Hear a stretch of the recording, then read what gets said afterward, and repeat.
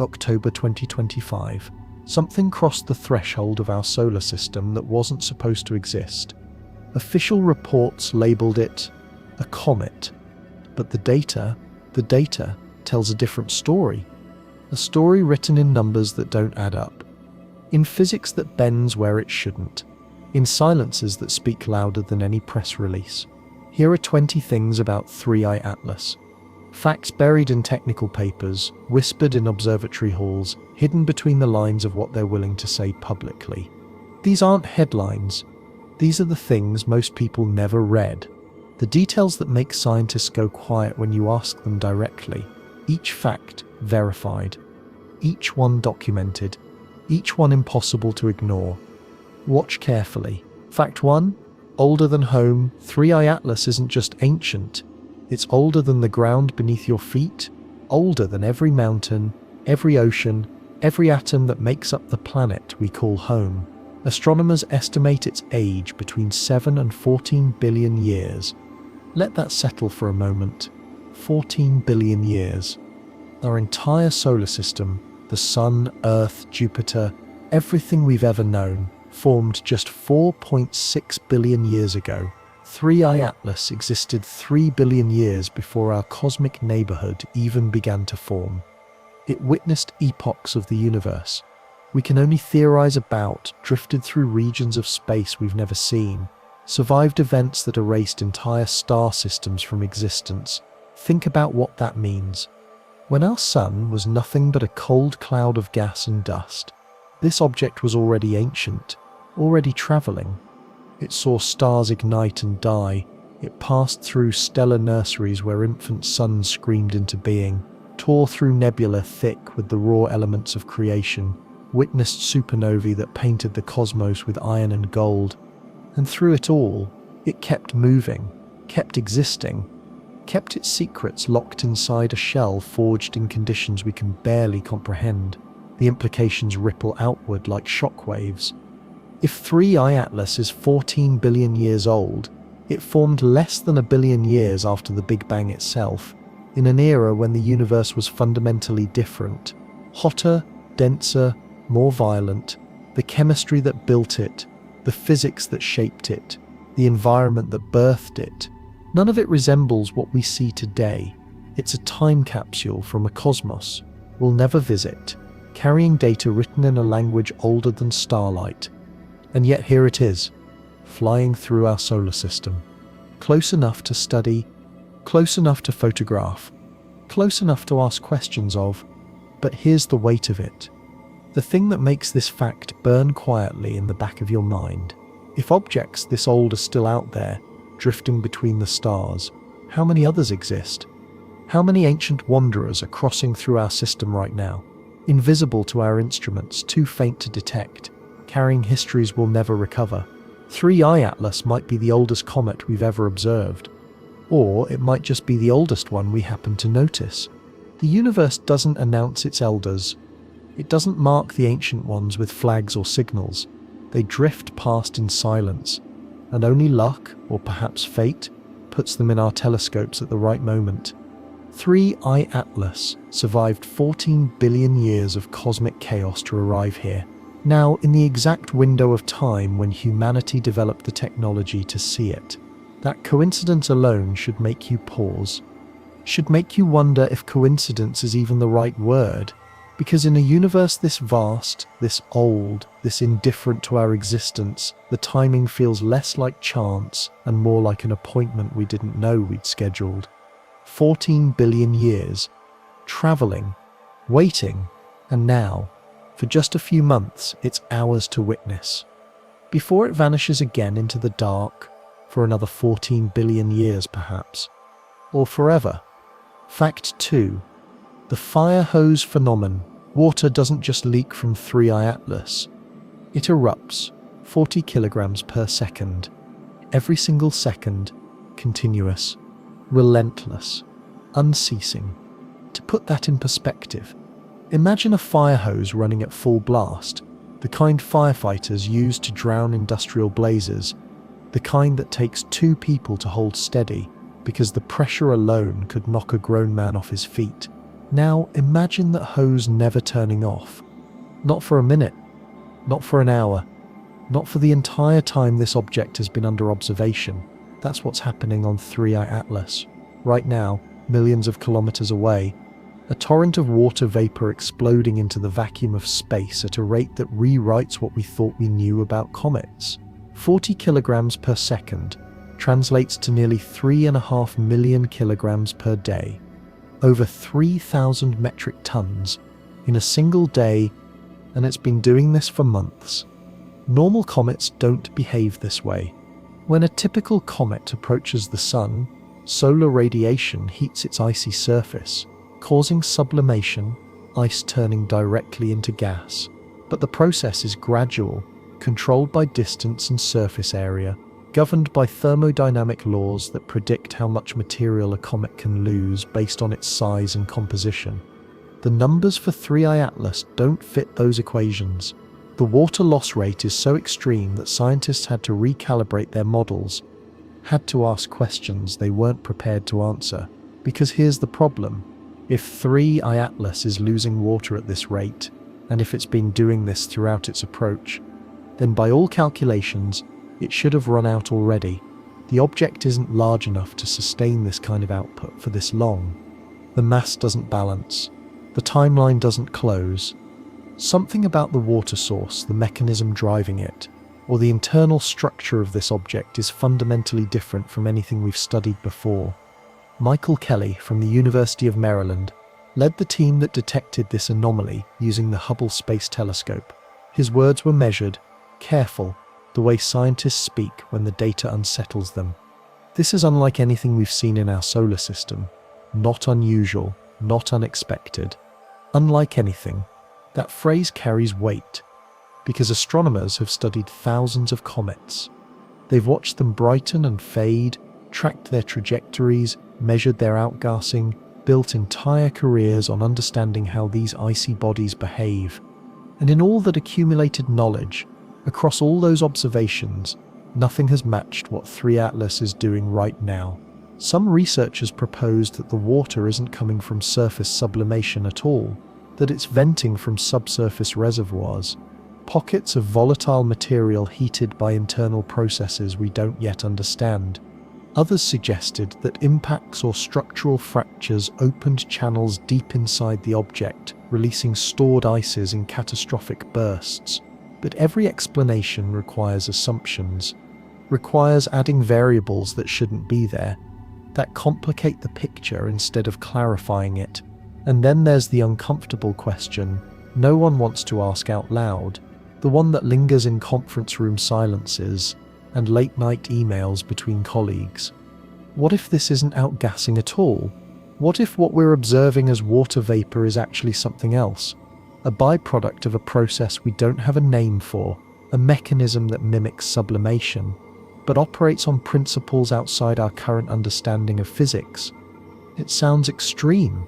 It sounds like the kind of speculation that destroys careers, but when the data refuses to fit the models, when every explanation requires bending the rules just a little more, eventually you have to consider that the rules themselves might be incomplete. 40 kilograms per second. The fire hose keeps running, and somewhere in the silence between observations, between the measurements and the press releases, scientists are realizing that they're not just studying a comet, they're studying something that knows how to bleed water into space and won't stop until it's done, or until it decides to. Fact 3. The anti-tail comet tails point away from the sun. Always. It's one of the most fundamental, predictable behaviors in our solar system, so reliable that ancient astronomers noticed it long before they understood why. Solar wind and radiation pressure push gas and dust away from a comet's nucleus, creating those iconic sweeping tails that streak across the night sky. The direction is governed by physics, so simple, so absolute, that it's taught in introductory astronomy classes as a settled fact. 3i Atlas has a tail that points toward the sun, not slightly off-axis, not at an angle that requires explanation through orbital mechanics or magnetic field interactions. Forward, leading, A jet of material erupting from the object's front side, aimed in the direction of travel, defying the fundamental principle that nothing should flow that way. They call it an anti-tail, a term that sounds almost casual, almost dismissive, like it's just a quirky feature that doesn't warrant deeper concern. But the scientists who study it don't use casual language when the cameras are off. They use words like anomalous and inconsistent and requires further investigation, academic code for we don't know what we're looking at. The leading side jet shouldn't exist. Solar radiation pressure, the force that shapes comet tails, pushes outward from the sun in all directions. It doesn't pull. It doesn't reverse. It doesn't create forward-pointing streams unless something else is generating thrust from inside the object itself. And if something inside 3I Atlas is producing directional thrust, then this isn't passive outgassing anymore. It's active propulsion. Let that idea sit for a moment. Active propulsion. Comets don't have engines. They don't steer. They don't adjust their trajectories or vent material strategically to change direction. They're inert chunks of ice and rock, governed entirely by gravity and momentum, following paths determined by the masses around them. Any deviation from that path requires force, deliberate force, applied in specific directions sustained over time. And that's exactly what this forward jet implies. Avi Loeb has been one of the few scientists willing to state the obvious implication out loud. If the jet is oriented in the direction of motion, it could provide thrust. And if it provides thrust, then the object's trajectory may not be entirely natural. He's careful with his words. He doesn't say spacecraft. He doesn't say artificial, but he doesn't have to. The math speaks for itself. Other researchers have tried to explain the anti-tail through conventional means. Some suggested that heavy dust particles, too massive to be blown backward by solar wind, might create an optical illusion of a forward-pointing tail. Others proposed that the object's rotation could concentrate outgassing in specific directions, creating asymmetric jets that appear to lead. But every explanation requires special conditions, unique angles, coincidences stacked on coincidences. And even then, the models don't quite fit. Because the jet isn't random, it's not fluctuating, it's not weakening as the object moves through space. It's steady, consistent, aimed. Engineers who work with spacecraft propulsion systems recognize that signature. They see it in ion drives, in reaction control thrusters, in any system designed to produce continuous low-level thrust over extended periods. It's the kind of output you'd expect from something trying to maintain course, to correct drift, to navigate. But this is supposed to be a comet, a natural object, a frozen relic from another star system tumbling through space without purpose or design. So why does it have a tail that acts like an engine? The observations continue. The measurements accumulate, and the anti-tail keeps burning, keeps venting, keeps pointing exactly where it shouldn't. Maybe it's geology we don't understand yet. Maybe it's chemistry that operates differently in objects. This old, this cold, this far from their origin. Maybe there's a natural explanation we just haven't discovered. Or maybe, just maybe, the tail is pointing forward because something inside 3I Atlas knows where it's going, and it's making sure it gets there. Fact 4, nickel without iron. Spectroscopy doesn't lie. It's one of the most reliable tools in astronomy. Split light into its component wavelengths, analyze the absorption and emission lines, and you can determine the chemical composition of an object millions of kilometers away with startling precision. Every element leaves a fingerprint. Every compound produces a signature. The patterns are as unique and unmistakable as DNA. When astronomers pointed their spectrographs at 3I Atlas, they found nickel, pure nickel. No iron. That shouldn't happen. In nature, nickel and iron are nearly inseparable. They form together in stellar furnaces, condense together in planetary cores, appear together in meteorites and asteroids and every natural space rock we've ever analyzed. When you find one, you find the other. It's not a rule written in textbooks. It's a pattern written in the fundamental chemistry of the universe. But 3I Atlas breaks that pattern. The nickel signature appeared clearly in multiple independent observations, confirmed by different telescopes using different instruments. Not trace amounts, not marginal detections that could be explained away as contamination or instrument noise.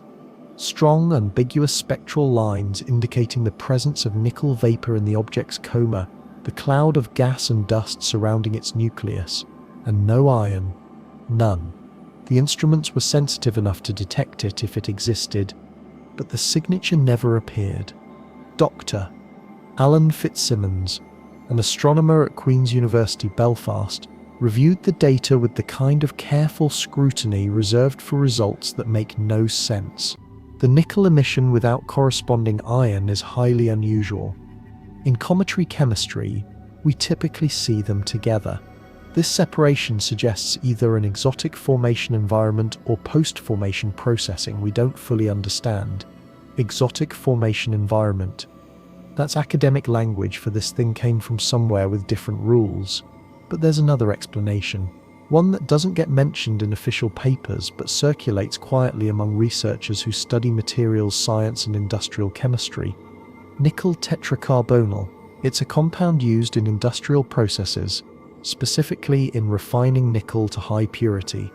The process involves exposing nickel to carbon monoxide at specific temperatures, creating a volatile nickel-carbon compound that can be separated from impurities, including iron. It's called the Mond process, developed in the late 19th century, still used today in specialized manufacturing. It doesn't occur naturally.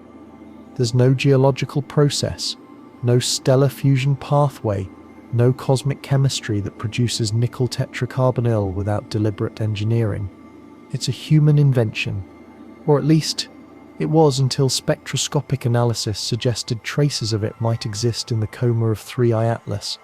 The implications are suffocating. If nickel tetracarbonyl is present, if that's what's creating the pure nickel signature without iron, then something about this object's chemistry involves processes that shouldn't exist outside a laboratory. It means temperatures, pressures, and chemical reactions calibrated to specific outcomes, not random cosmic collisions. Other scientists pushed back. They proposed alternative mechanisms, suggested that unique conditions in the object's parent star system could create unusual elemental ratios, argued that we're still learning about interstellar chemistry and shouldn't jump to extraordinary conclusions based on limited data. But the counter-arguments feel thin. They feel like the kind of explanations people offer when the real answer is too uncomfortable to accept. Because here's the truth. If 3I Atlas carries industrial chemistry in its composition, then someone made it, not formed it, not accreted it from a protoplanetary disk. Made it, designed it, built it with specific materials for specific purposes. And if that's true, if this object is manufactured rather than natural, then everything else we're observing suddenly makes sense. The anti-tail becomes a propulsion system. The water loss becomes a coolant release. The trajectory becomes a flight plan. But we're not supposed to say that. We're supposed to explore all natural explanations first, to exhaust every possible scenario before considering alternatives that challenge our understanding of what's possible. So the scientific community keeps measuring, keeps analyzing, keeps finding nickel without iron and pretending there's a comfortable explanation waiting to be discovered. Meanwhile, the object keeps moving through our solar system, carrying chemistry that shouldn't exist unless it was meant to. Fact 5. 33 billion tons. Mass is a simple measurement.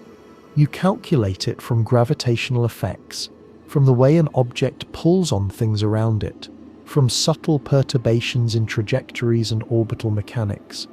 It's physics. It's reliable. It's one of the most fundamental properties we can determine about a celestial body. 3I Atlas masses 33 trillion kilograms, 33 billion tons. That number broke models. Harvard researchers led by Dr. Avi Loeb's team performed the calculations multiple times, checking for errors, recalibrating instruments, running simulations to verify the result. The number held, and when they compared it to previous interstellar objects, 1I Oumuamua and 2I Borisov, the discrepancy was staggering. 3 to 5 orders of magnitude more massive. That means 3I Atlas isn't just heavier. It's not just a bigger comet. It's thousands to hundreds of thousands of times more massive than the other confirmed interstellar visitors. The scale difference is so extreme that it places this object in a completely different category, a category we don't have a name for yet. Think about what that implies. Oumuamua was small, maybe 100 meters long, a few million kilograms at most. Borisov was larger, more typical of comets we recognize, but still within expected parameters. Both behaved oddly, raised questions, sparked debates about their origins and compositions, but they were still manageable, still within the range of things we could conceptualize as natural objects ejected from distant star systems. 3I Atlas shatters that framework. An object this massive, this far from any star, traveling at interstellar speeds, it shouldn't exist. The energy required to eject something this large from a planetary system is astronomical. Gravitational interactions with gas giants can fling comets outward, but there are limits to what those interactions can achieve. Beyond a certain mass threshold, objects don't get ejected, they get captured, or they collide, or they settle into stable orbits. Throwing 33 billion tons into interstellar space requires forces that dwarf anything a typical planetary system can generate. Unless it didn't get thrown, unless it left intentionally. Dr. Loeb has been characteristically blunt about the implications. An object this massive, with this trajectory, raises serious questions about whether natural ejection mechanisms are sufficient to explain its presence in interstellar space. He's careful not to overstate. He presents the data, highlights the inconsistencies, and lets others draw their own conclusions. But the conclusion is obvious. If gravity alone can't explain how this object got here, then something else did. Some scientists have proposed supernova-assisted ejection, the idea that a nearby stellar explosion could provide enough energy to hurl massive objects out of their home systems. It's theoretically possible. The physics checks out. But supernovae are rare, and the timing, positioning and survival of an object through that kind of cataclysmic event requires coincidences stacked so high, they start to look less like probability and more like desperation. Others suggested that 3I Atlas might be a rogue planet, a world ejected from its star system early in formation, wandering the galaxy alone. But rogue planets don't outgas. They don't have Kame. They don't vent water at 40 kilograms per second, or produce spectral signatures of nickel vapor.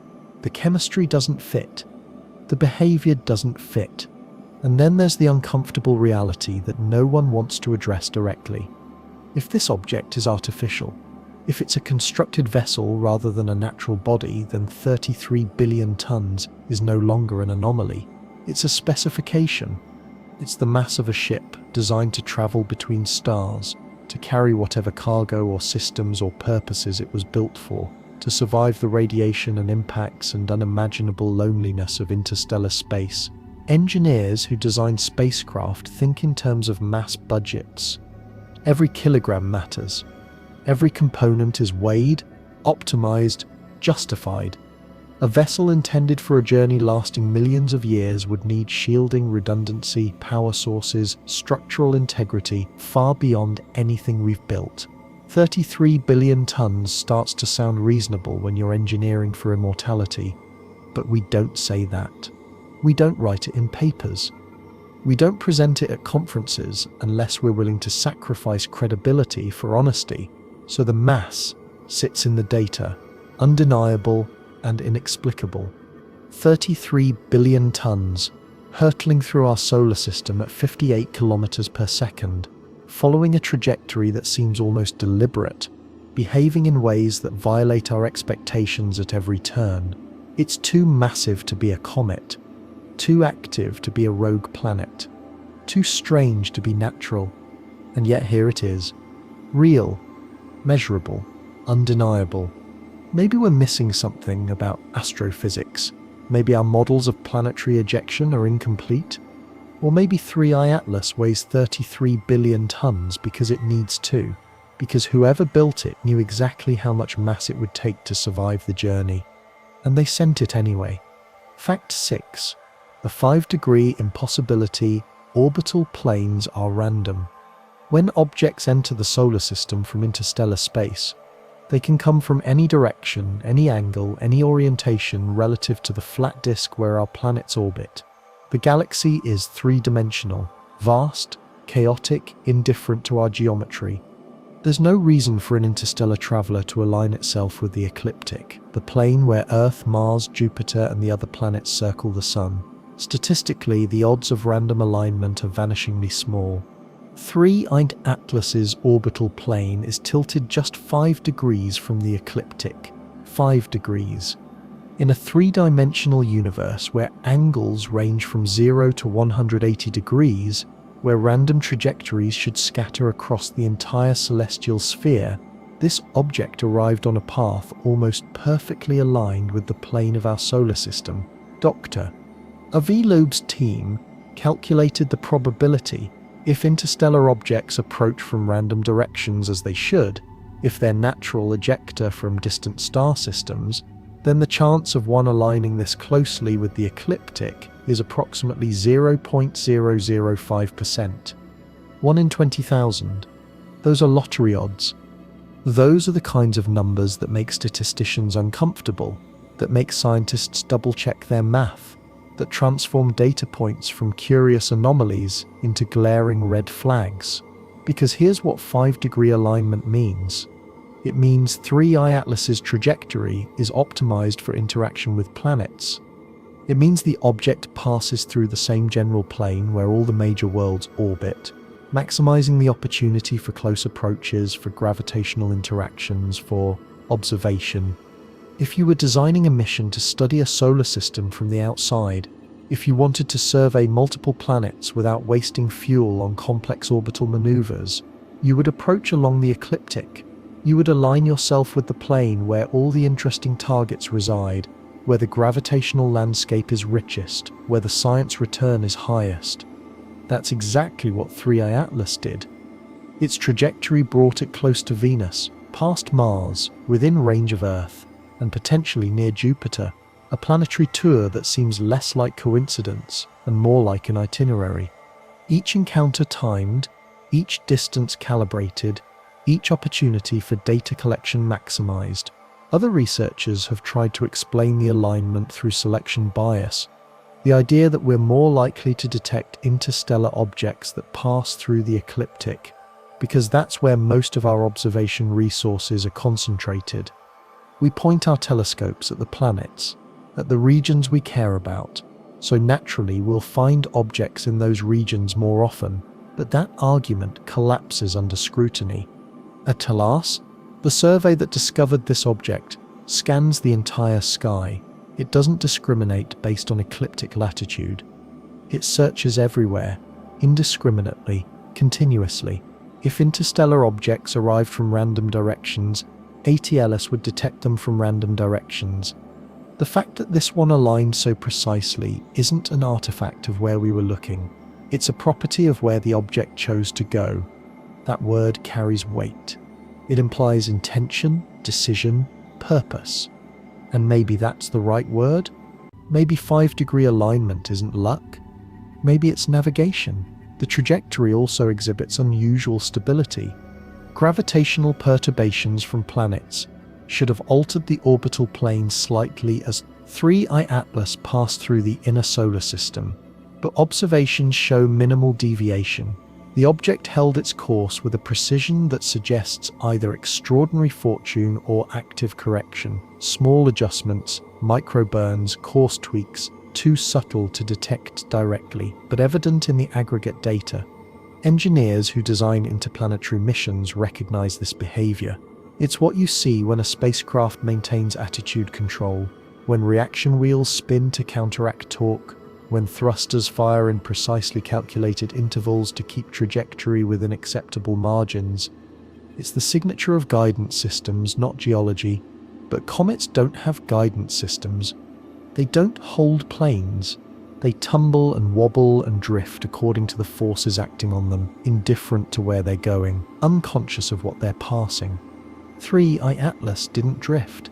It didn't wobble.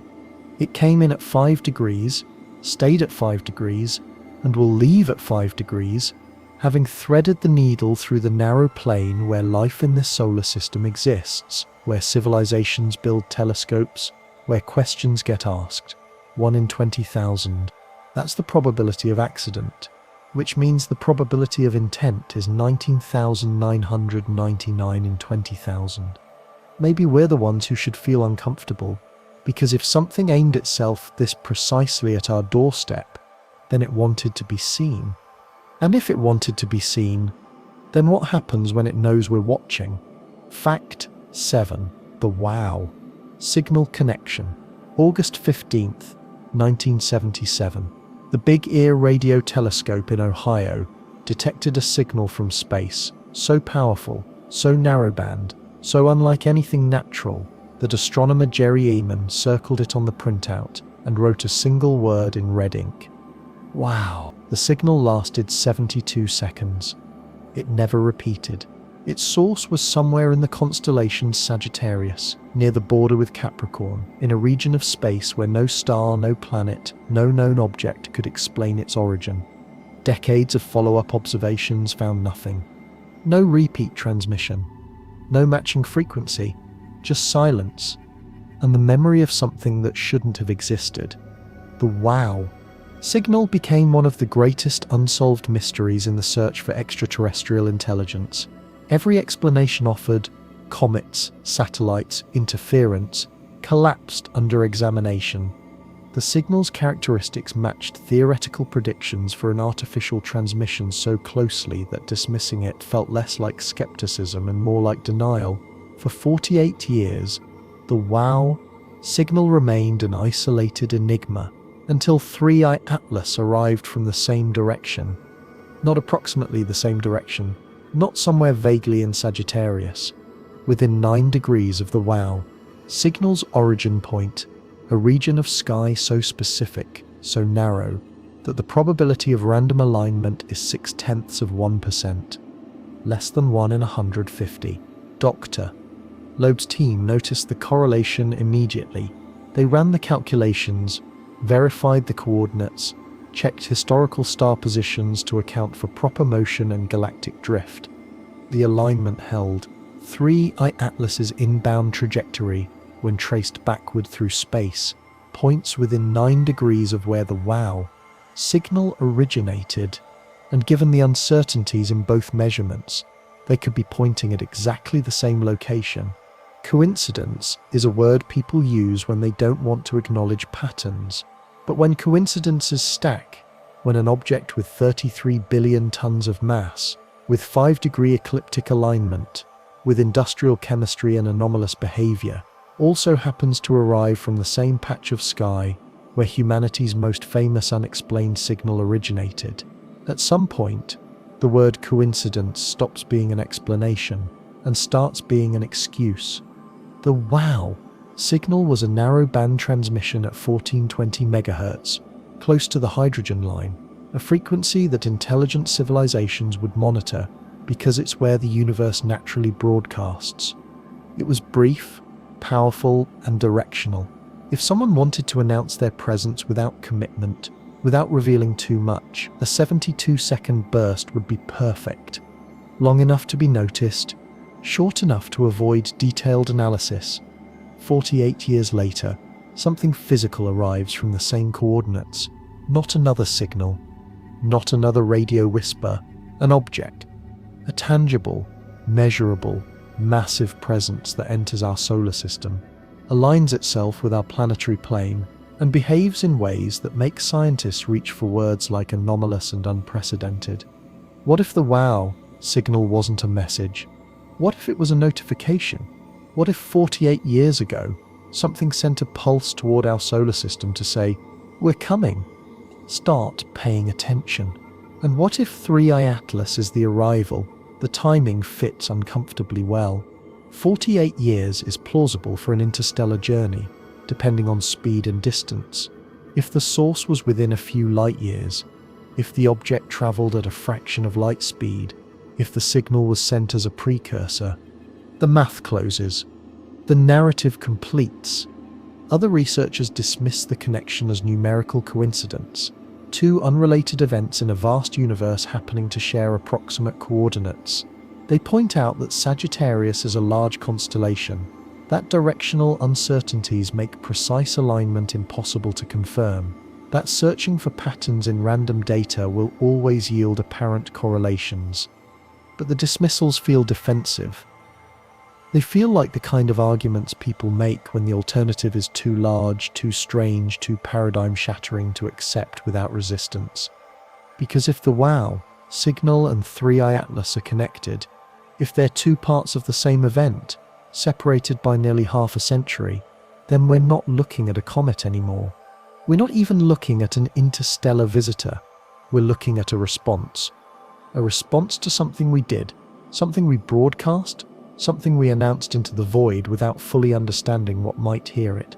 The 70s were when humanity began serious SETI efforts, when we started sending our own signals outward, when we erected radio telescopes and scanned the stars for whispers of intelligence. We shouted into the dark, and the WOW signal shouted back. And now, decades later, the thing that shouted is here. Not to conquer, not to communicate, just to observe, to pass through, to see what we've become since we first announced ourselves. Signal was a confirmation. We heard you. 3i Atlas is the follow-up. Now let us see you. 9 degrees, less than 1 in 150. A statistical improbability that becomes a historical inevitability when you stop thinking of it as random and start thinking of it as connected. Maybe we've been waiting for the wrong kind of contact. Maybe we've been listening for radio signals, watching for laser pulses, expecting messages written in mathematics and physics. Maybe the message isn't electromagnetic. Maybe it's gravitational. Maybe it's 33 billion tons of intention, traveling at 58 kilometers per second, arriving exactly when it needs to, exactly where it needs to be. And maybe the reason it came from the WOW, signal's coordinates, isn't coincidence.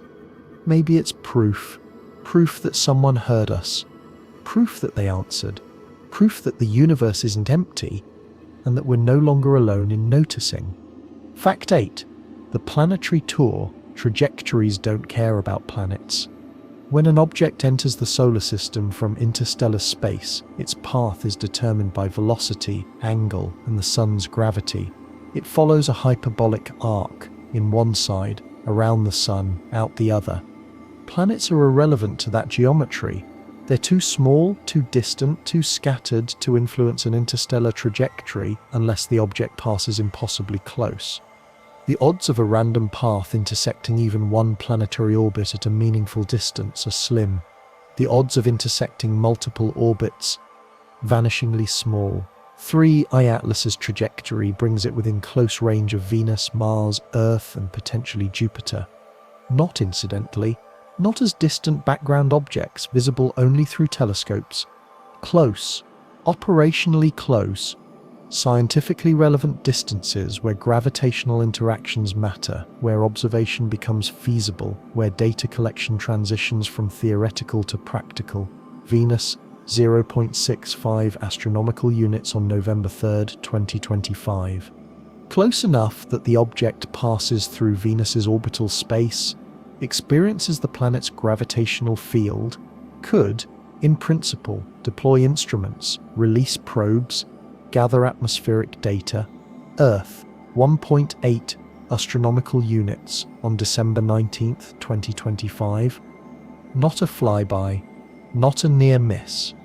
A calculated approach that keeps the object within observation range while avoiding the debris-heavy regions of near-Earth space. Safe distance. Deliberate distance. Mars-specific data remains classified, but trajectory models show intersection geometries consistent with close approach during the object's outbound leg. The ExoMars Trace Gas Orbiter reportedly imaged 3i Atlas's coma during Mars's closest encounter, an observation that wouldn't be possible unless the distances were precisely aligned. Jupiter. Projections suggest potential interaction zones in early 2026, though uncertainties in the object's exact trajectory make confirmation difficult. This isn't a straight line through the solar system. This is a tour, a series of waypoints, a mission profile. Dr. Loeb's team calculated the probability of this alignment occurring naturally. They modeled 10 million random interstellar trajectories, testing how often a hyperbolic path would bring an object within scientifically relevant distances of 3 or more planets. The result, less than 0.005%. 1 in 20,000. Again, the same probability that keeps appearing, the same impossibility that keeps manifesting. Because here's the thing, if you wanted to study the solar system's terrestrial planets, the rocky worlds where life could exist, where atmospheres hold chemistry, where civilizations might arise, you would design exactly this trajectory. You would enter along the ecliptic to minimize fuel expenditure. You would time your arrival to coincide with favorable planetary alignments. You would prioritize Venus, Earth, and Mars because they're the habitable zone candidates, the worlds where biology is possible. That's what 3I Atlas did. It didn't wander into the solar system and accidentally pass 4 planets. It threaded a path through gravitational wells and orbital mechanics with precision that defies statistical likelihood. Every encounter optimized, every distance calibrated, every opportunity maximized. Engineers who design interplanetary missions spend years calculating trajectories like this. They use gravity assists, orbital resonances, launch windows that open once every few years or decades. They account for fuel limitations, time constraints, scientific priorities, and even with all that planning, with all that computational power, achieving a 4-planet tour requires compromises, trade-offs, acceptance that you can't optimize for everything. 3I Atlas appears to have optimized for everything. No gravity assists. It's moving too fast, following a hyperbolic escape trajectory that doesn't allow for orbital capture or multi-pass maneuvers. No course corrections visible in the data, at least none large enough to detect.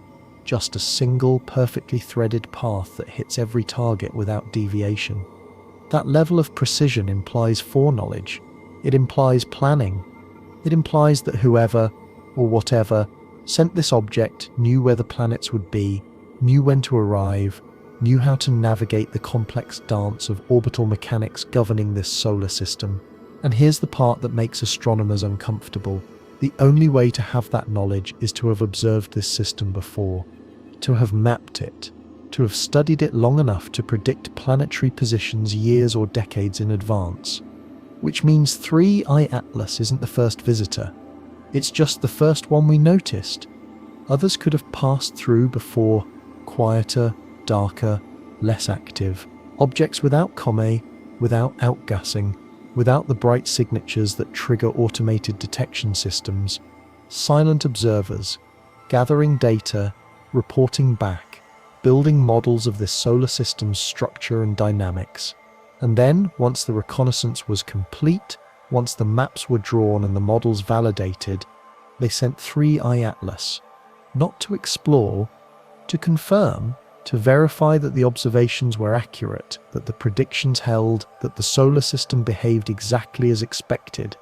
The planetary tour isn't exploration, it's inspection. And inspections happen for a reason. Inspections means someone is deciding something, evaluating, assessing, determining whether a location meets criteria, satisfies requirements, justifies further attention. 3I Atlas passes Venus in 16 days. It passes Earth 5 weeks after that. By the time it completes its tour and accelerates back into interstellar space, it will have observed every world in the habitable zone, collected data on atmospheric composition, magnetic fields, radiation environments, gravitational anomalies, and then it will leave, carrying everything it learned, transmitting everything it measured, back to wherever it came from, back to whoever sent it. We've spent centuries wondering if we're alone. We've built radio telescopes and scanned the skies and listened for signals that never came. We've sent our own messages into the void, hopeful and naive, assuming that contact would be obvious, that it would announce itself with clear intentions and open communication. Maybe contact doesn't work that way. Maybe it's quiet. Maybe it's observational. Maybe civilizations don't introduce themselves until they've studied you first, until they've watched your planets and analyzed your chemistry and determined whether you're worth the risk of engagement. And maybe 3i Atlas is that study. That analysis, that determination. A 33 billion ton thesis on humanity and Earth, written in trajectory and chemistry, defended through proximity and observation. And when the data is collected, when the tour is complete, when the object disappears back into the interstellar dark, someone somewhere will read that thesis and decide what happens next. Fact 9. The metallic surface hypothesis. Light doesn't just bounce off surfaces. It polarizes, scatters, refracts, each interaction revealing information about the material it touches. When astronomers measure polarization patterns in reflected sunlight, they're reading the texture, composition, and structure of distant objects with startling precision. Icy surfaces produce characteristic polarization signatures. Rocky surfaces create different patterns. Dusty regoliths scatter light in predictable ways. 3i Atlas produces polarization patterns that don't match natural materials. Observations from multiple observatories detected unusually high negative polarization, a phenomenon where reflected light becomes polarized in the opposite direction than expected for typical cometary ices. The degree of polarization, the wavelength dependence, the consistency across viewing angles, none of it fits standard models for dirty ice, for silicate grains, for organic-rich surfaces common in comets. It fits metal, or more precisely, it fits smooth, reflective surfaces with optical properties similar to polished or processed metals. Not pure metal, spectroscopy would have detected that immediately, but something with metallic characteristics embedded in or coating the object's exterior, something that reflects and polarizes light in ways natural materials don't. Ludmila Kola-Kolova from the University of Maryland studies cometary polarimetry, the science of measuring how light polarizes when it reflects off comet surfaces. Her analysis of 3i Atlas was cautious but unambiguous. The polarization behavior suggests a surface composition or texture that differs significantly from other comets we've studied.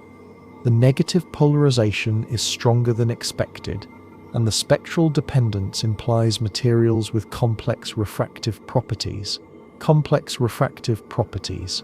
That's how scientists describe materials that aren't supposed to exist on frozen ice balls wandering through space.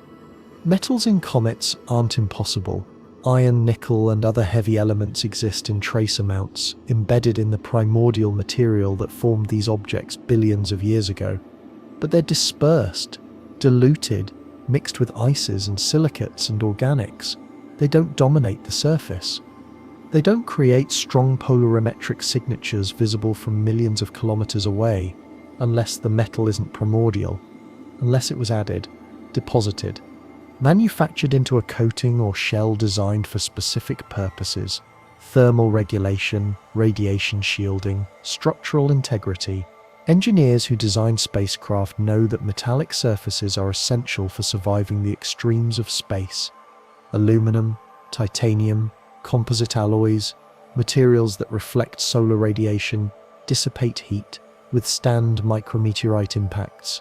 A vessel traveling between stars for millions of years would need those properties. It would need surfaces that don't erode, that don't degrade, that remain functional across timescales longer than civilizations.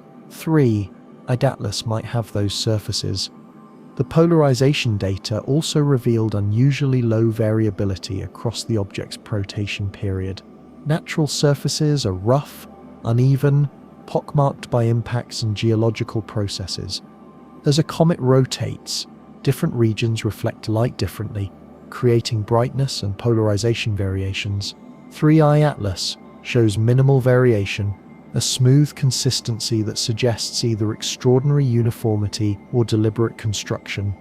Deliberate construction. The phrase appears again, circling back through every fact, every anomaly, every measurement that doesn't fit the narrative of a natural object wandering innocently through our solar system.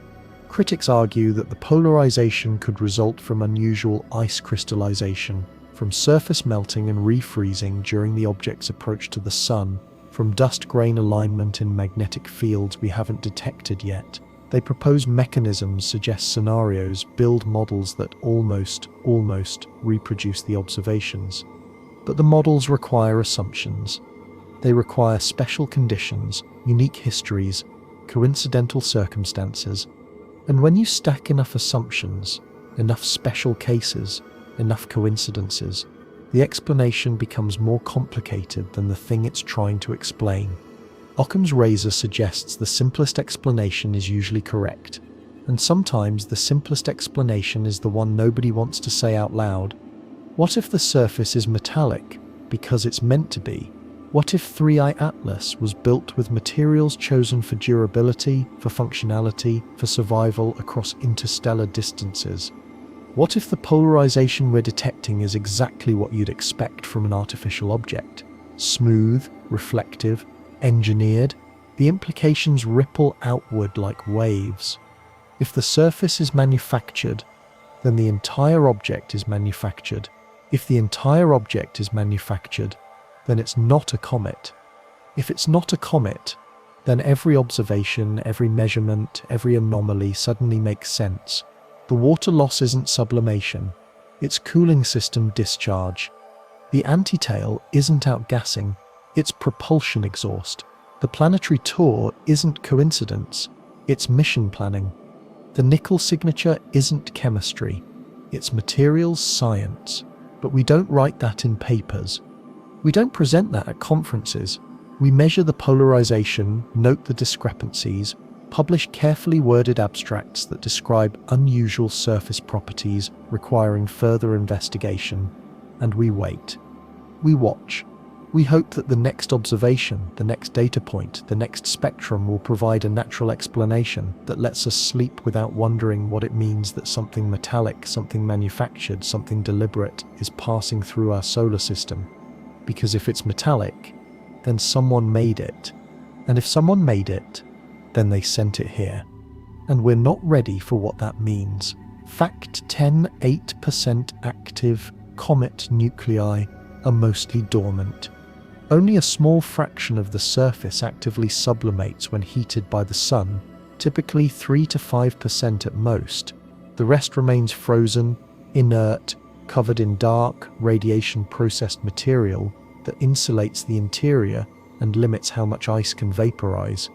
It's a self-regulating system. As ice sublimates, it leaves behind dust and organics that build up into a protective crust, further reducing activity over time. 3I Atlas has 8% of its surface actively venting material. 8%. Nearly double what typical comets exhibit. Nearly double the area producing gas and dust, releasing water vapor, generating the massive coma that made this object detectable from Earth. That difference matters. It matters because higher activity means higher energy input, higher material loss, higher structural stress. It matters because sustaining 8% activity requires either enormous internal heat sources or surface properties that prevent crust formation, that keep fresh ice exposed, that maintain venting even as the object approaches perihelion and solar heating intensifies.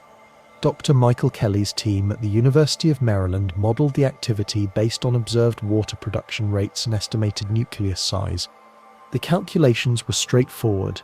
Divide the mass loss rate by the sublimation rate per unit area, and you get the active surface fraction. For normal comets, the number hovers between 2 and 5%. For 3I Atlas, it pushed past 8% and stayed there. This level of sustained activity is highly unusual, Kelly noted in preliminary reports. It suggests either an unusually pristine surface or internal processes that continually refresh the active areas. Unusually pristine. That phrase implies the object hasn't been significantly altered by space weathering, cosmic ray exposure, or micrometeorite bombardment. processes that should have darkened and crusted its surface over billions of years. If 3I Atlas is as old as astronomers estimate, if it's been drifting through interstellar space for 7 to 14 billion years, it should be dead, inert, covered in a thick radiation-processed mantle that prevents sublimation. But it's not. It's more active than comets a fraction of its age.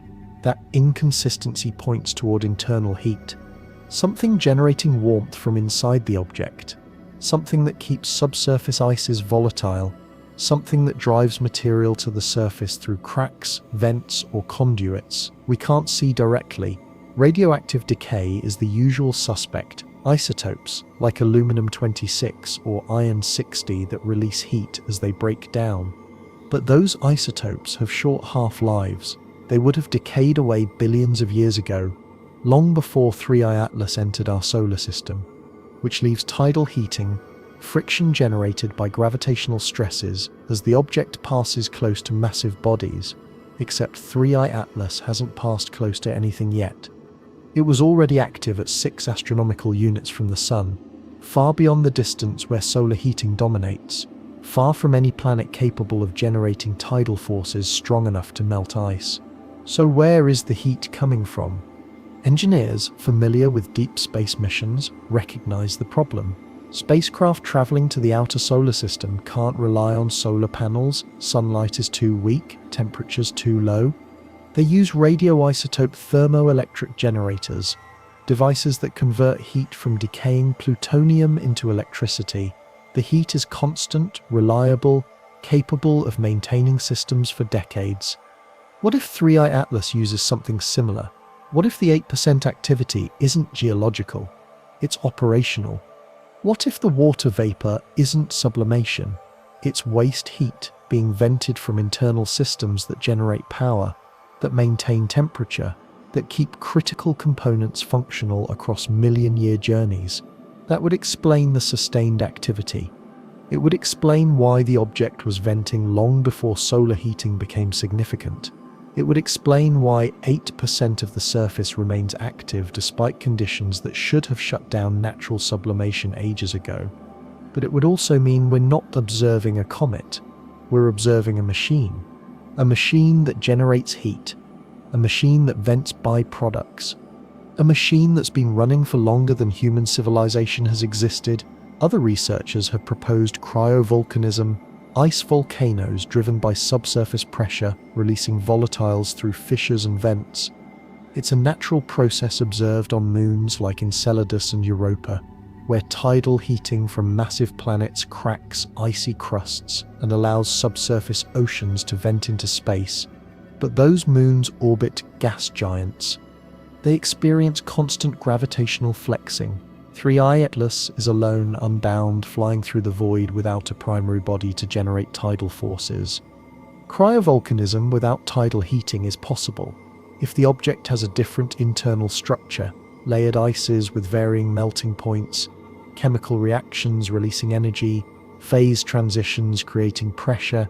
But every explanation requires adding complexity, requires invoking processes that aren't observed in other comets, that aren't predicted by standard models.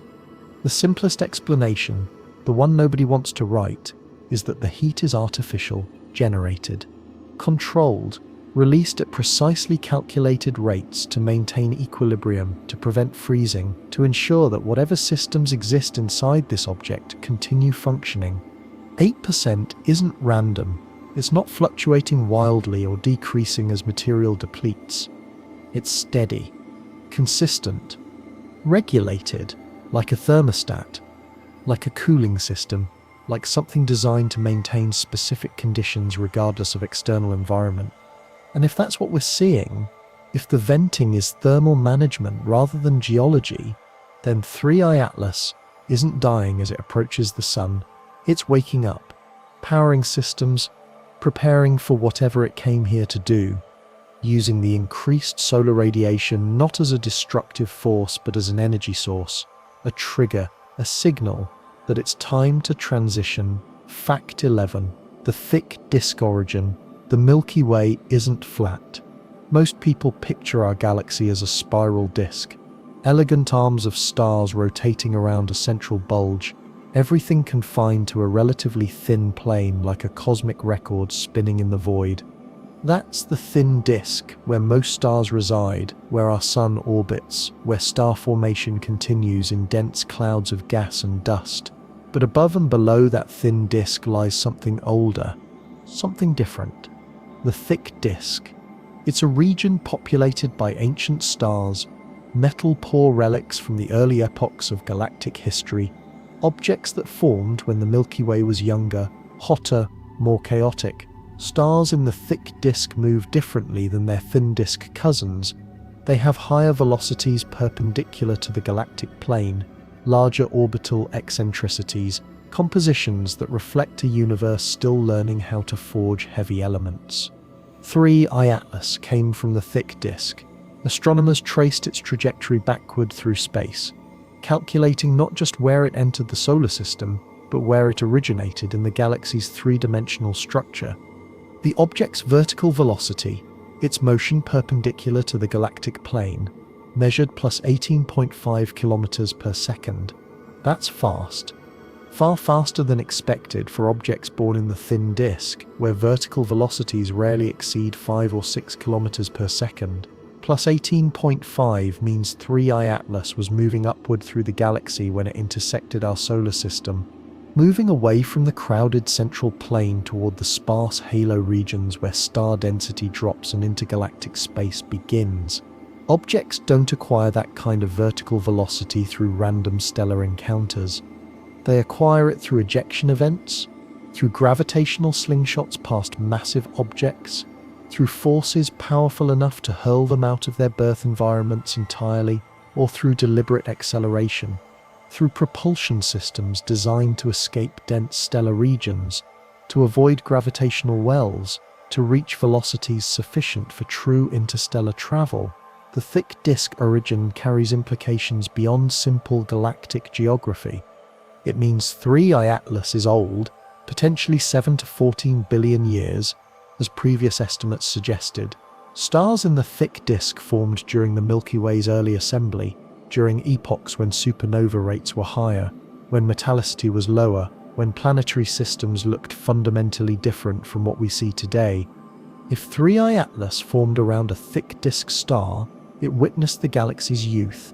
It remembers a time when the spiral arms were still coalescing, when star formation burst across vast molecular clouds in waves of blue-white brilliance, when the heavy elements we take for granted, carbon, oxygen, silicon, iron, were still rare, still being forged in stellar cores and scattered through space by violent deaths.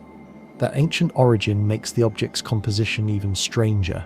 The carbon dioxide richness, the nickel vapor, the water ice, all of it suggests chemistry that shouldn't match thick disk formation environments.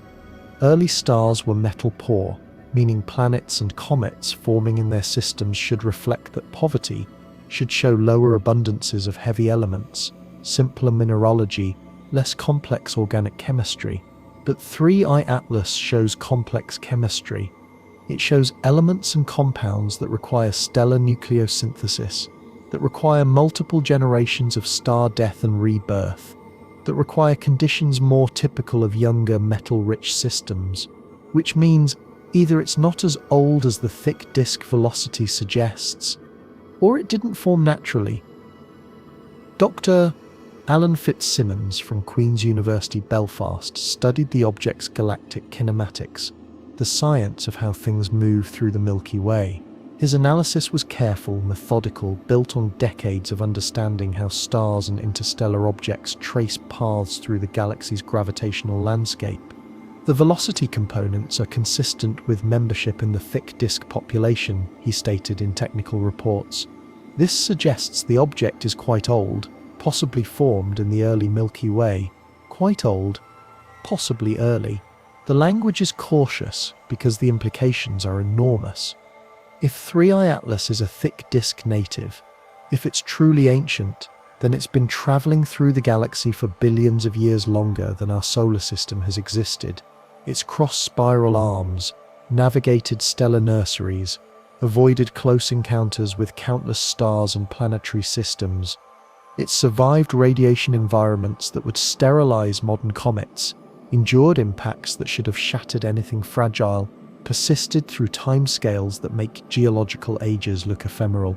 And through all of that, through billions of years of cosmic erosion, through endless bombardment by cosmic rays and interstellar dust, through temperature extremes ranging from near absolute zero to solar heating, it remained intact, remained functional, remained capable of outgassing at unprecedented rates, of venting water like a fire hose, of maintaining surface activity levels double what normal comets exhibit.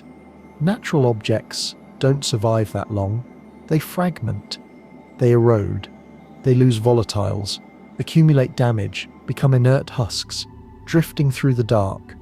The fact that 3I Atlas is still active, still intact, still behaving in ways that defy expectations, that suggests something protected it, something maintained it, something kept it operational across timescales that should have destroyed it. The thick disk is also where you'd expect to find older civilizations if they exist. Stars there have had billions more years to develop planetary systems, to incubate life, to give rise to intelligence. If technological species emerged in the early Milky Way, they would have had time to spread, to explore, to build infrastructure across interstellar distances. They would have had time to launch missions that wouldn't return for millions of years, to engineer objects capable of surviving journeys that outlast empires. 3I Atlas's vertical velocity means it was climbing out of the galaxy when we intercepted it, climbing toward regions where stellar density drops, where encounters become rare, where only the most deliberate travelers venture. That's not the trajectory of a random ejection. That's the trajectory of something leaving, something departing the crowded galactic plane for destinations unknown. And somehow, in the vast three-dimensional structure of the Milky Way, in the infinite possible paths an object could take through hundreds of billions of stars, 3I Atlas's path intersected ours. A thick-disk traveler, billions of years old, carrying chemistry it shouldn't have, exhibiting behavior it shouldn't display, arriving from a direction connected to humanity's most famous unexplained signal. Coincidence keeps stacking, probability keeps shrinking, and the data keeps insisting that what we're seeing isn't random.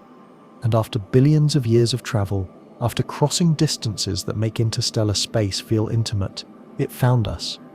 Or maybe it was always meant to. Fact 12.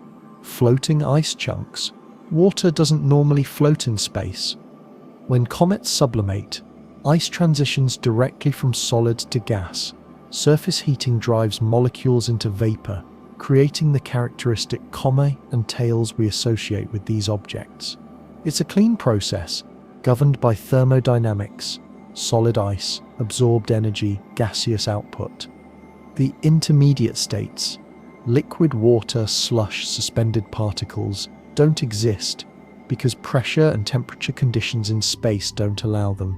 Near-infrared observations of 3I Atlas detected floating ice chunks in its coma. Not vapor, not dust. Solid fragments of water ice, suspended in the cloud of gas surrounding the nucleus, moving outward from the object like debris from an explosion.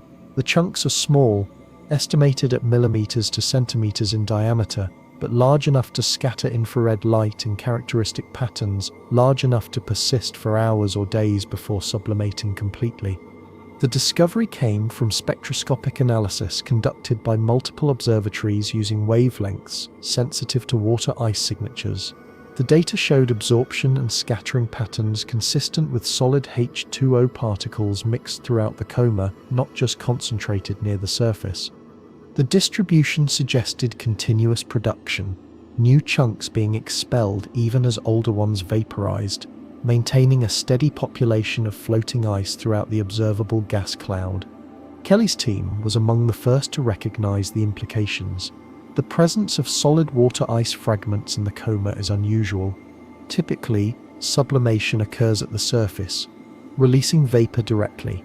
Finding discrete ice particles suggests a different process, possibly explosive venting or fracturing that ejects material before it can fully sublimate. explosive venting. The phrase implies sudden pressure release, catastrophic failure of containment, events driven by forces beyond simple solar heating. Natural sublimation is gradual, controlled by how much solar energy reaches the surface and how efficiently that energy converts ice to gas. It doesn't tear chunks free. It doesn't launch centimeter-scale fragments into the coma at velocities high enough to escape the nucleus's weak gravity. But engineered venting does. Thruster exhausts, coolant releases, pressure relief valves, systems designed to expel material rapidly, to manage internal temperatures, to maintain equilibrium in closed environments. Those systems can produce discrete particles, can create the kind of mixed phase outflows observed in 3I Atlas's coma. The ice chunks also act like miniature steam vents. As they drift outward, solar radiation heats them from all sides, not just the sun-facing hemisphere, but the entire surface area. Each chunk sublimates independently, releasing water vapor in all directions, creating a diffuse cloud that extends the apparent size of the coma far beyond what surface sublimation alone could produce. It's efficient.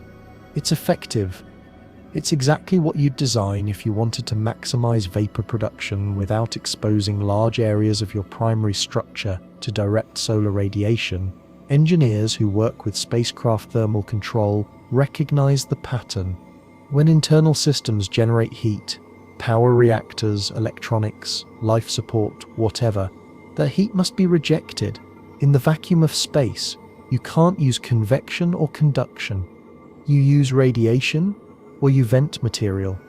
Water is an excellent coolant, high specific heat, readily available in icy bodies, chemically stable. If you needed to cool a large object traveling through space, releasing water ice chunks that would sublimate gradually as they drifted away would be a nearly perfect solution.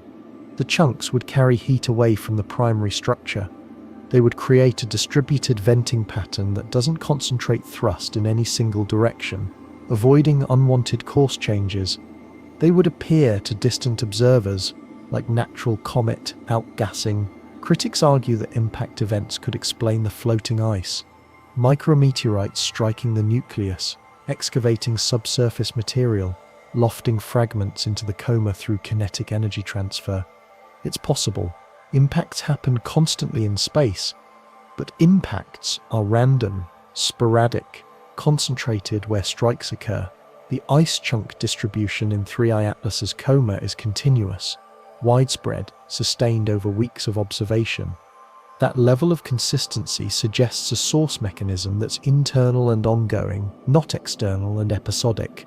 Other researchers proposed thermal fracturing, rapid temperature changes causing surface ice to crack and spall, releasing fragments through mechanical stress rather than sublimation.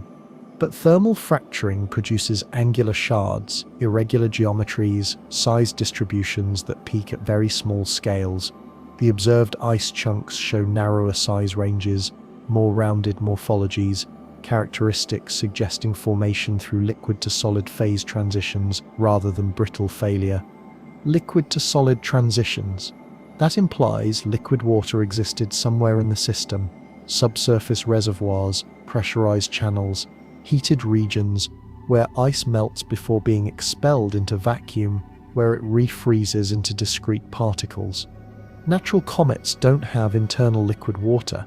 They're frozen solid throughout, maybe with localized melting during very close solar approaches, but nothing sustained, nothing capable of producing continuous liquid ice phase cycling. Artificial systems do.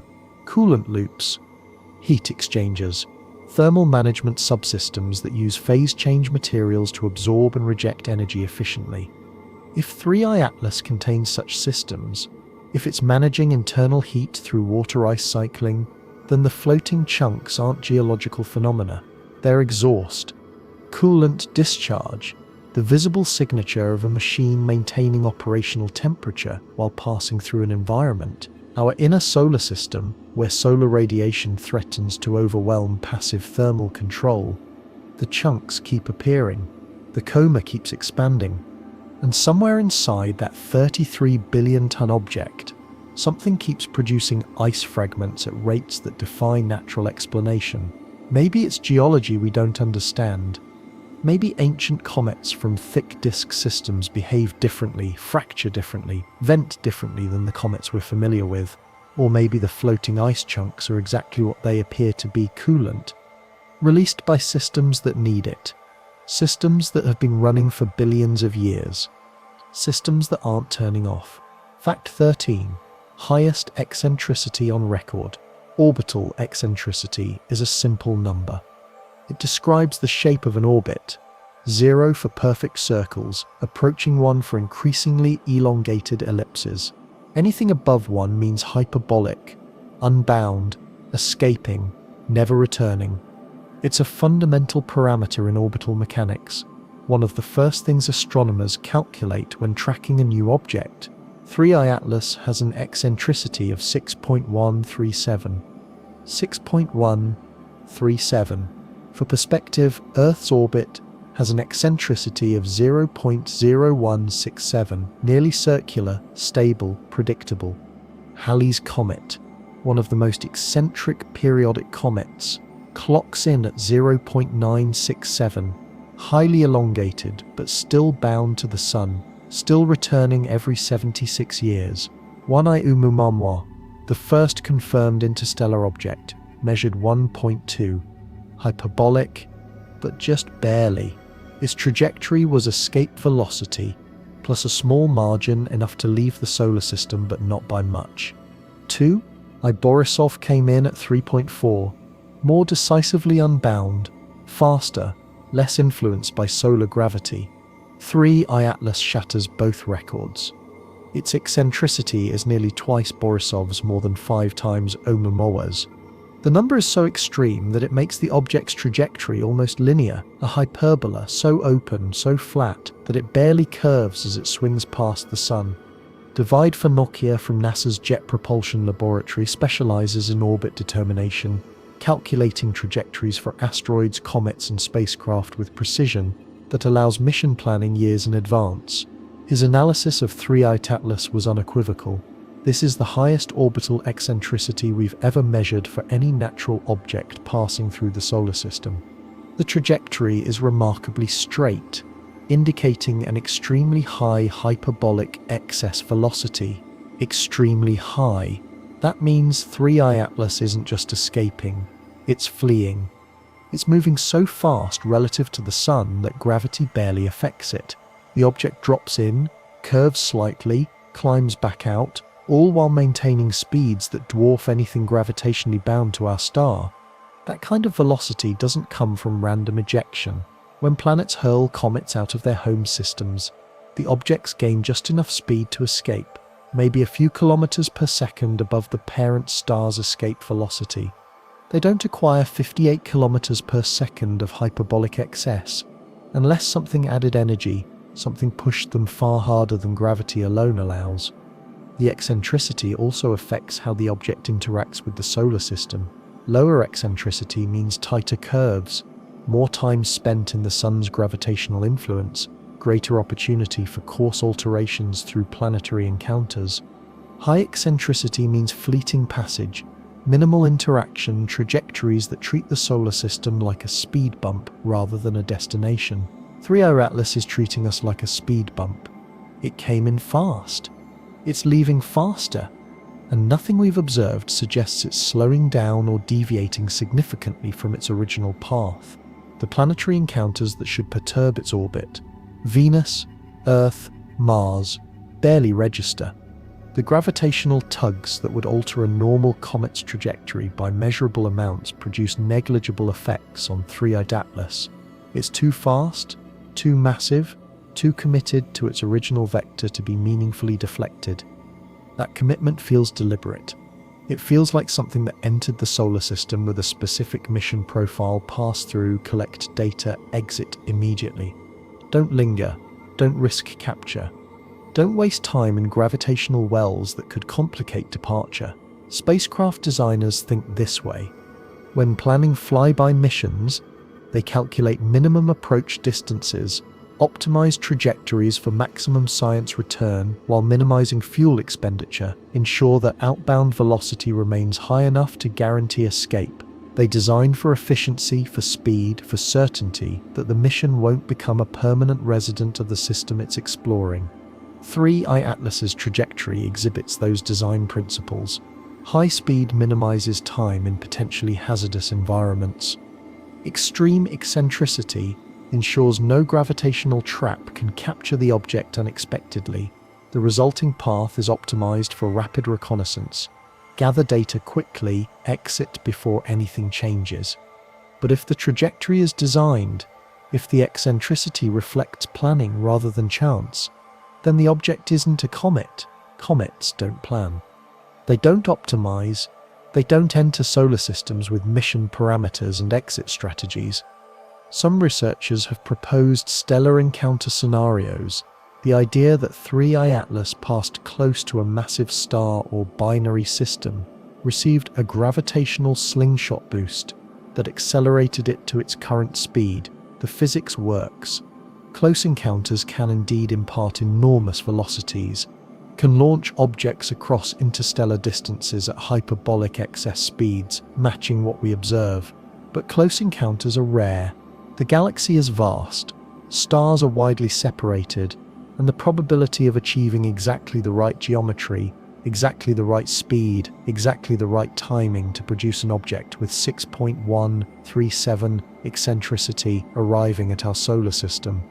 Now, the odds shrink towards statistical impossibility, unless the encounter wasn't chance, unless the object was deliberately aimed at a massive star, deliberately accelerated through gravitational assist, deliberately sent on a trajectory calculated to bring it here, now at speeds too fast to capture, too fast to stop.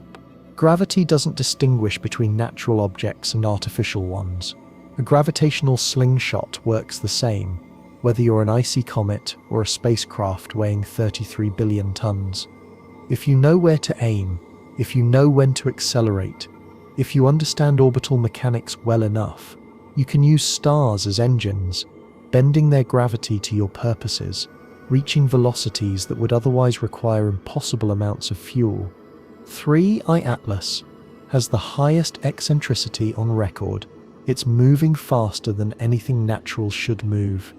And its trajectory is so precise, so optimized, so perfectly aligned with the planetary plane that calling it coincidence requires ignoring everything the data is saying.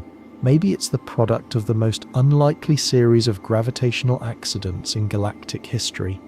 Or maybe someone calculated this path billions of years ago, launched this object with perfect timing, and watched as it accelerated through the void toward a yellow star with a habitable third planet. A planet that by the time the object arrived had developed telescopes, radio transmitters, and the capacity to ask questions. The eccentricity isn't just a number, it's a signature, a marker of intent, and it's pointing straight through our solar system like an arrow through a target. Fact 14. The 180,000 kilometer cyanide coma. Cyanide isn't rare in comets. Hydrogen cyanide specifically, a molecule consisting of hydrogen, carbon, and nitrogen bound together in a configuration that's surprisingly common in the cold, organic-rich environments where comets form. When solar radiation heats a comet's nucleus, trapped HCN sublimates along with water and other volatiles, creating characteristic emission lines that spectrographs detect with ease. On September 15, 2025, 3I Atlas's cyanide coma measured 180,000 kilometers across. 180,000 kilometers.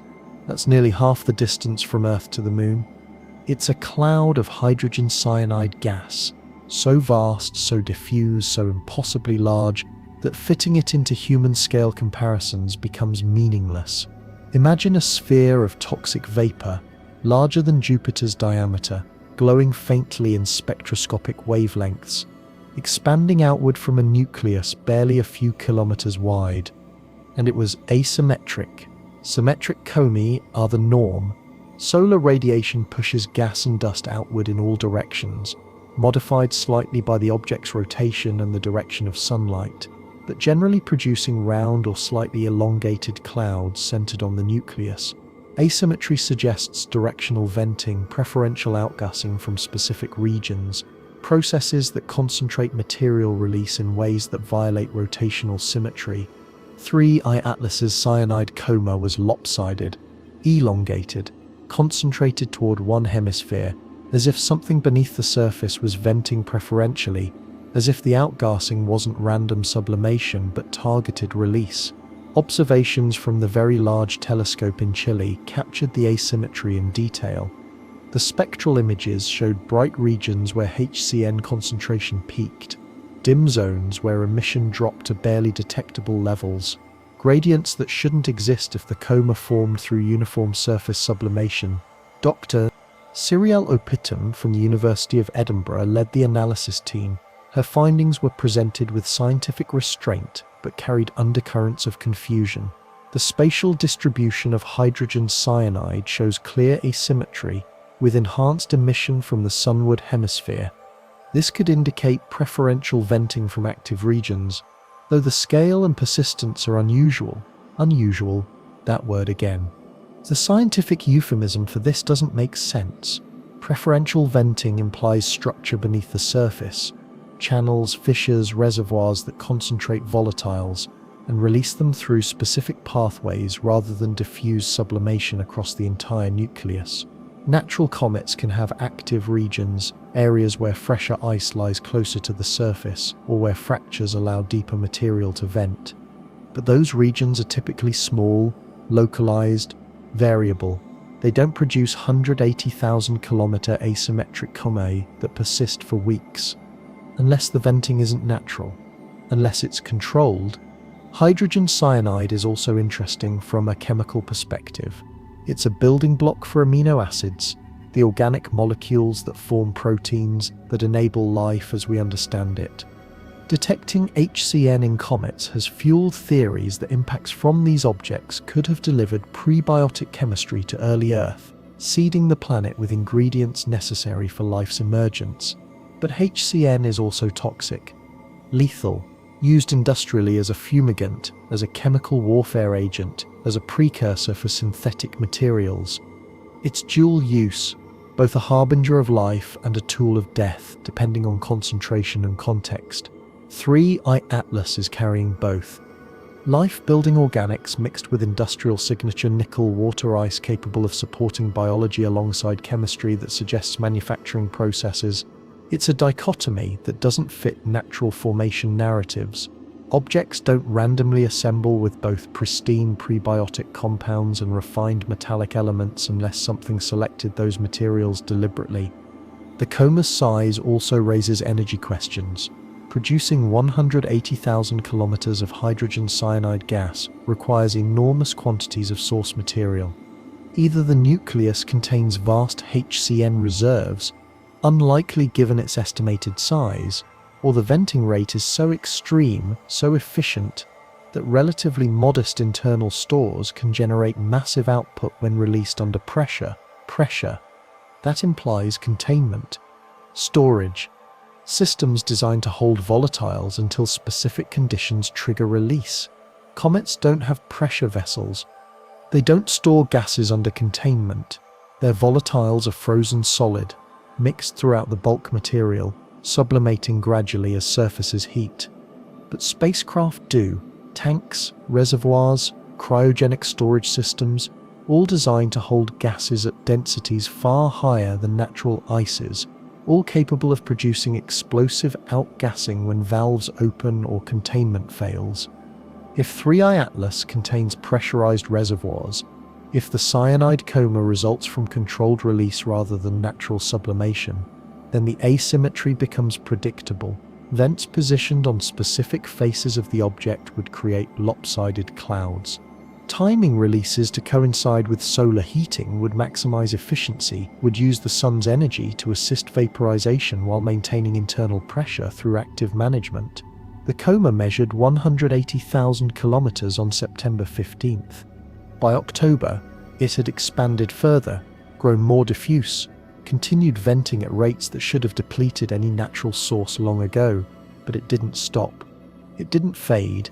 It kept releasing hydrogen cyanide into space like an inexhaustible reservoir feeding a cloud designed to announce presence, to create a signature visible from enormous distances, to ensure that anyone watching would notice.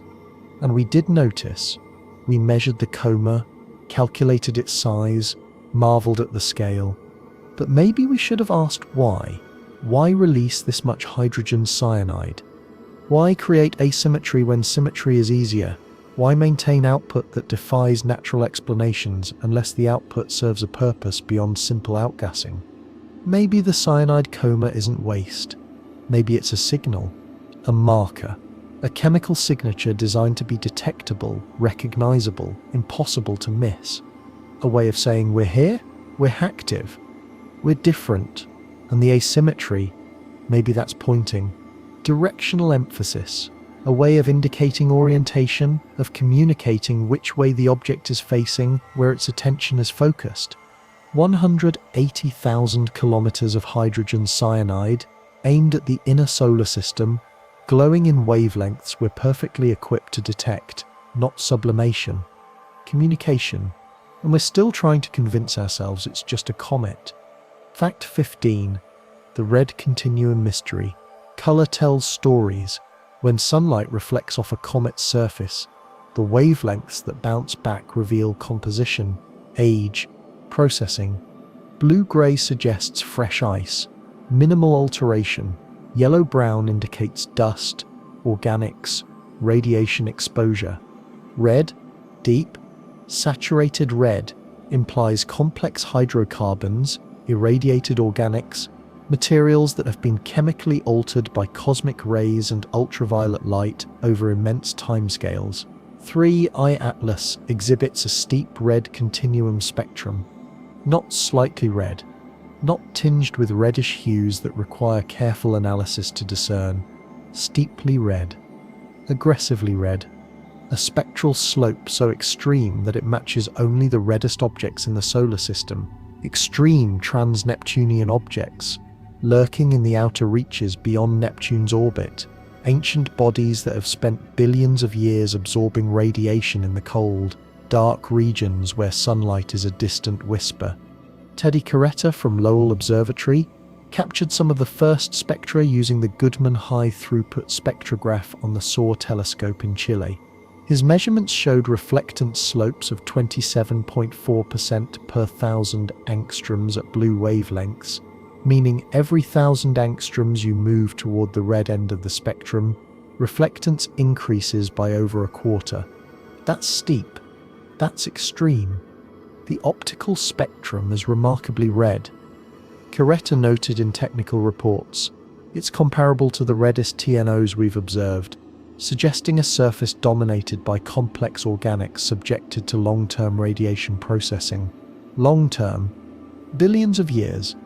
Enough time for cosmic rays to break down simple molecules, recombine them into complex tars and tholins, create the kind of organic chemistry that produces deep red coloration. But here's the problem. Objects subjected to long-term radiation processing become inert. The same cosmic rays that create red coloration also destroy volatiles, break chemical bonds, sterilize surfaces.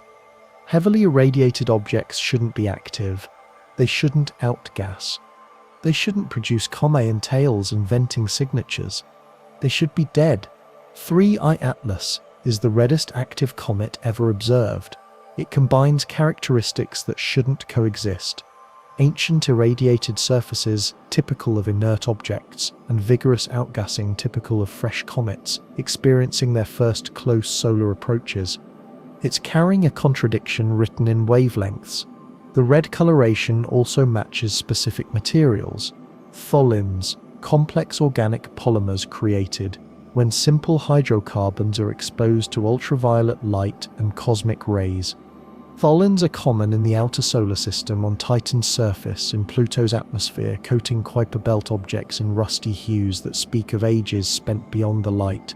Finding tholins on an interstellar visitor makes sense. If the object spent billions of years drifting through space, exposed to galactic cosmic rays, irradiated by distant stars and energetic particles, Its surface should develop thick layers of radiation-processed organics, but tholins are fragile. They're the first materials to sublime when heated.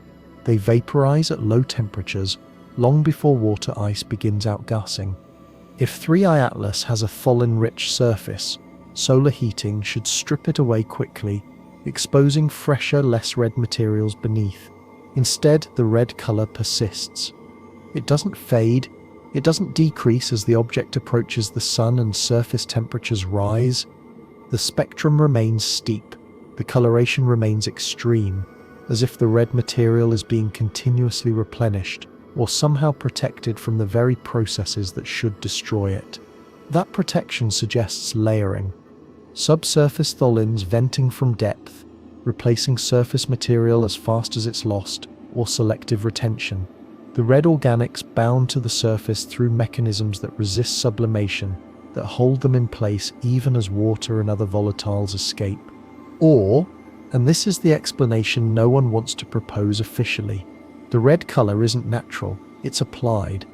A coating, a layer of material chosen specifically for its optical properties, its durability, its resistance to radiation and thermal cycling. Engineers designing long-duration spacecraft consider surface coatings carefully. You need materials that reflect specific wavelengths, that maintain structural integrity across temperature extremes, that don't degrade when exposed to radiation for millions of years. Organic polymers, complex hydrocarbons with tailored molecular structures, fit those requirements. They're lightweight, chemically stable, resistant to UV breakdown if formulated correctly, and they're red. Many radiation-resistant polymers exhibit red or brown coloration due to their molecular composition, due to the way they absorb and scatter light. If 3I Atlas's surface is coated, if the red continuum reflects engineered materials rather than natural processing, then the spectrum isn't evidence of age, it's evidence of design.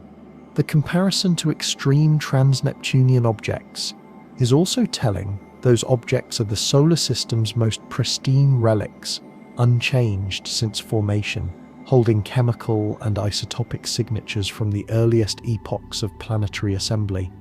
If 3I Atlas spectroscopically resembles them, it's either because it formed in similar conditions or because it's mimicking them. Camouflage, appearing natural by matching the spectral characteristics of known objects, looking exactly like what distant observers would expect an ancient irradiated comet to look like, while concealing whatever lies beneath the red surface. The spectrum doesn't fluctuate. It doesn't show regional variations that would indicate heterogeneous composition.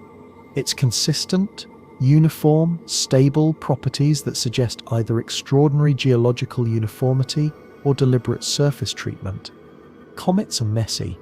They're mixtures of ices, rocks, organics, metals, all accreted together during chaotic formation processes. They show compositional variations, bright patches, dark regions, spectral heterogeneity that reflects their complex histories. 3I Atlas shows none of that, just consistent, steep, unrelenting red. Like a hull, like a shell, like something wrapped in a single material chosen to cover everything beneath. The red continuum isn't a mystery if you stop assuming it's natural.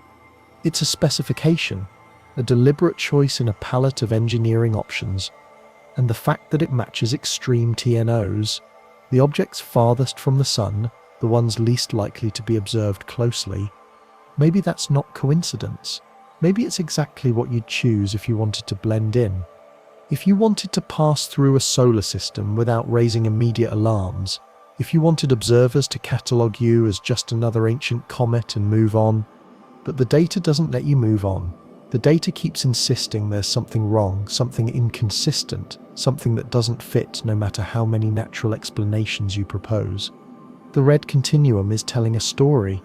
We just don't want to read it, because reading it means acknowledging that color can lie, that surfaces can deceive, that something traveling through our solar system might look exactly like what we expect it to look like, while being nothing like what we think it is. Fact 16. The triple hydrogen cyanide surge. Chemical production rates don't triple in a week, not in natural systems, not in geological processes, not in objects governed entirely by solar heating and thermodynamic equilibrium. When a comet approaches the Sun, its outgassing increases gradually, predictably, following mathematical relationships between distance, temperature, and sublimation rates that astronomers have refined over centuries of observation. 3I Atlas broke those relationships. Between September 8th and September 15th, 2025, the object's hydrogen cyanide production rate surged from 1.5 times 10 to the 25th molecules per second to 4.5 times 10 to the 25th molecules per second, triple, in 7 days. Dr. Cyril Opitom's team at the University of Edinburgh detected the change through repeated spectroscopic observations using the European Southern Observatory's Very Large Telescope. The measurements were precise, calibrated against known emission standards, verified through multiple independent exposures. The numbers were undeniable. HCN output had tripled in a time frame where it should have increased by perhaps 20%, maybe 30%. If conditions were unusually favorable, 300% increase when 30% was expected. That's an order of magnitude discrepancy. That's the kind of anomaly that makes scientists recalculate everything. Check for instrument errors, wonder if they're observing the same object, or if something fundamental changed. Something did change, but instruments weren't the problem. Hydrogen cyanide production in comets correlates directly with solar heating. As the nucleus gets closer to the Sun, surface temperatures rise, sublimation accelerates, and more HCN vents into space. The relationship isn't perfectly linear. Surface properties, rotation rates, and volatile distribution create variations, but the general trend is smooth, continuous, predictable. Production rates that triple in a week require either a 7-fold decrease in solar distance or some other energy source activating rapidly. 3I Atlas's solar distance decreased by less than 10% during that week, nowhere near enough to explain the tripling. The object was at 3.2 astronomical units on September 8th, around 3 astronomical units on September 15th. That change in distance should have warmed the surface by perhaps 15 degrees, maybe 20. Enough to notice, not enough to triple chemical output. So where did the energy come from? Solar heating can't explain it. Rotational effects can't explain it. The object's 29-hour rotation period was already known, already factored into models, and doesn't produce day-to-day variations large enough to drive this surge. Impacts are theoretically possible. A large micrometeorite strike could excavate subsurface volatiles, create temporary venting, but impacts don't sustain output for a full week. They spike briefly and decay. This surge sustained. It climbed from 1.5 to 4.5 over 7 days and then stabilized at the higher rate. That's not impact-driven. That's activation. Dr. Opitom's report carefully avoided speculation but couldn't hide the confusion. The rapid increase in HCN production is difficult to reconcile with standard cometary outgassing models. It suggests either unusually efficient sublimation processes or the exposure of fresh volatile rich material. Fresh volatile rich material. That implies the object's surface changed, crust collapsed, new vents opened, previously sealed reservoirs breached. Natural comets can experience outbursts when subsurface pressure builds and ruptures the outer layers, releasing trapped gases in sudden bursts. But outbursts are explosive, brief, asymmetric. They don't produce smooth, week-long production increases that stabilize at exactly 3 times the baseline. That stability is what makes this suspicious. If the surge resulted from geological failure, from random fracturing of an icy crust, you'd expect chaos, fluctuating output, uneven emission, irregular patterns as different regions activated and exhausted themselves.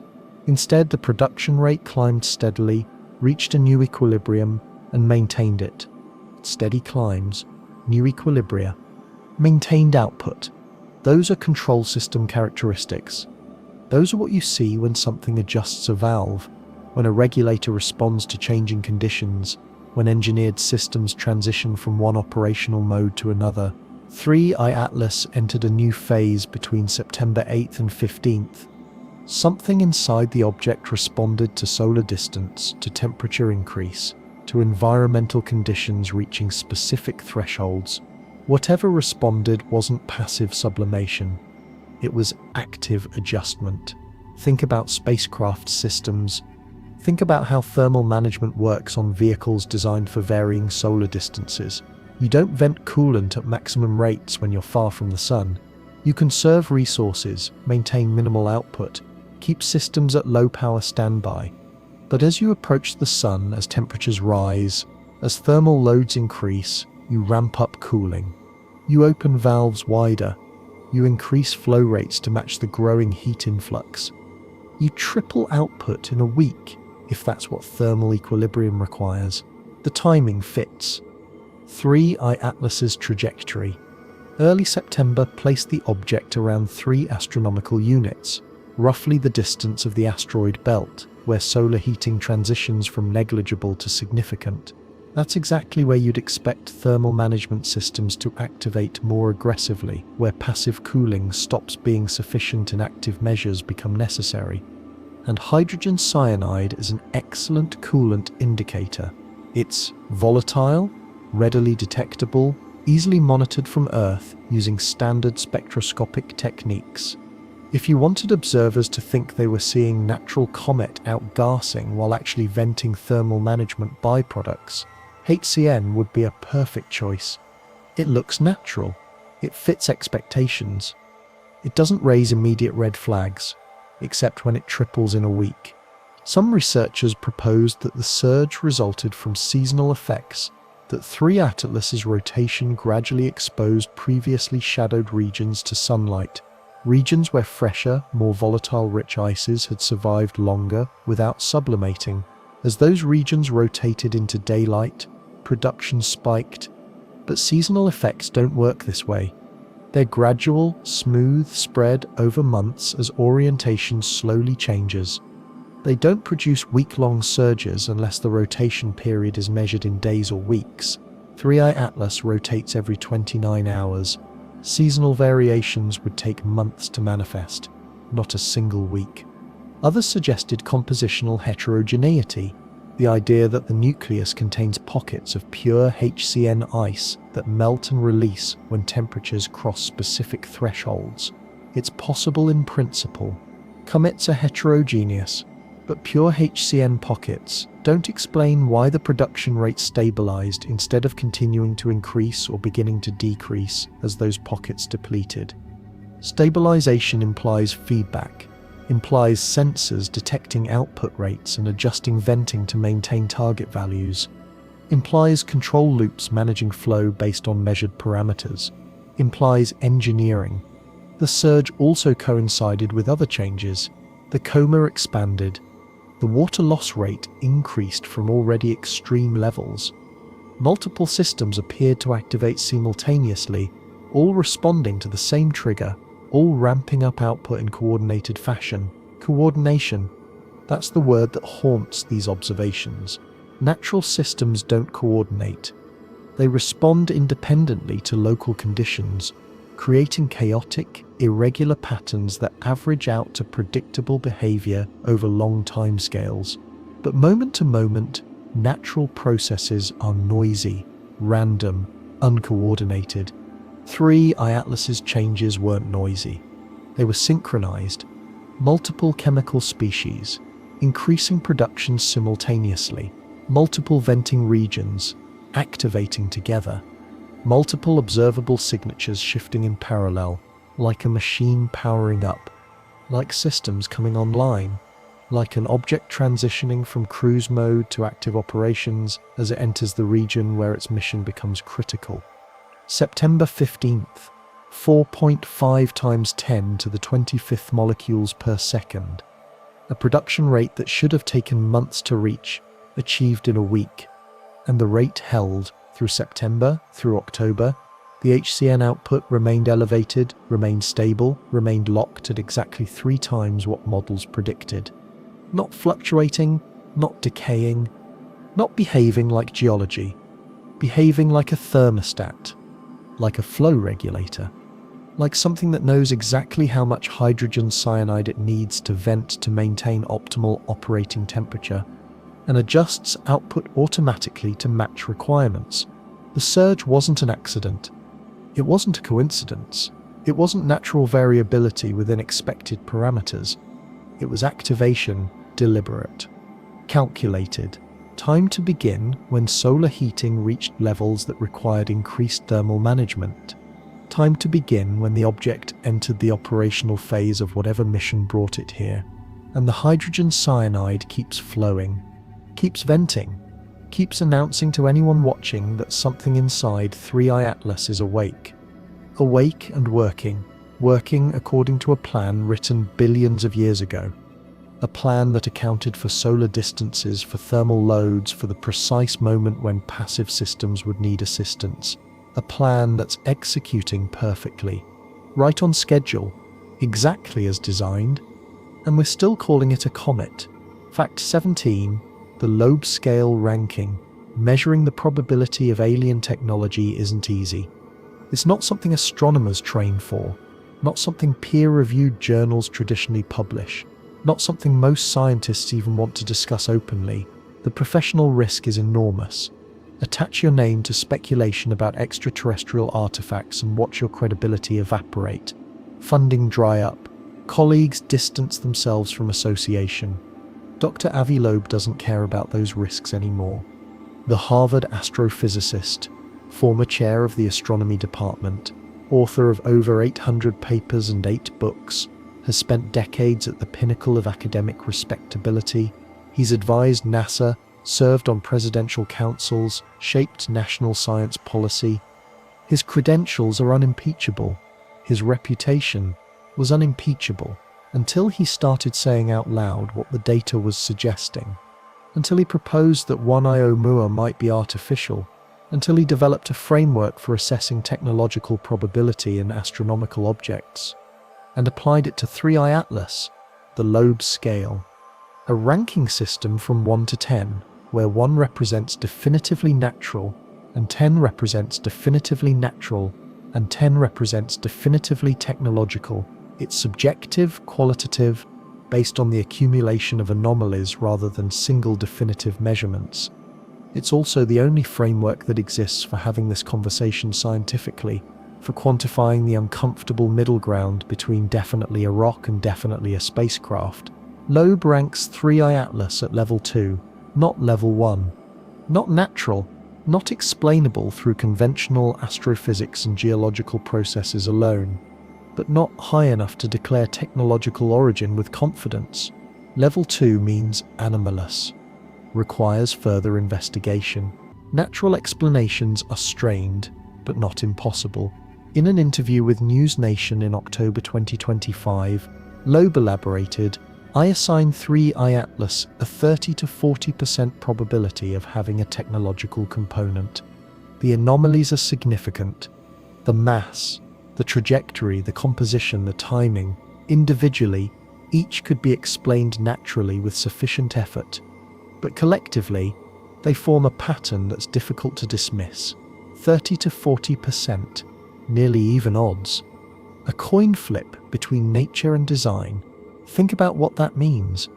One of the world's leading astrophysicists, analyzing data from dozens of observatories, applying rigorous statistical methods, considering every natural explanation proposed by the scientific community, and concluding that there's a 40% chance we're looking at technology.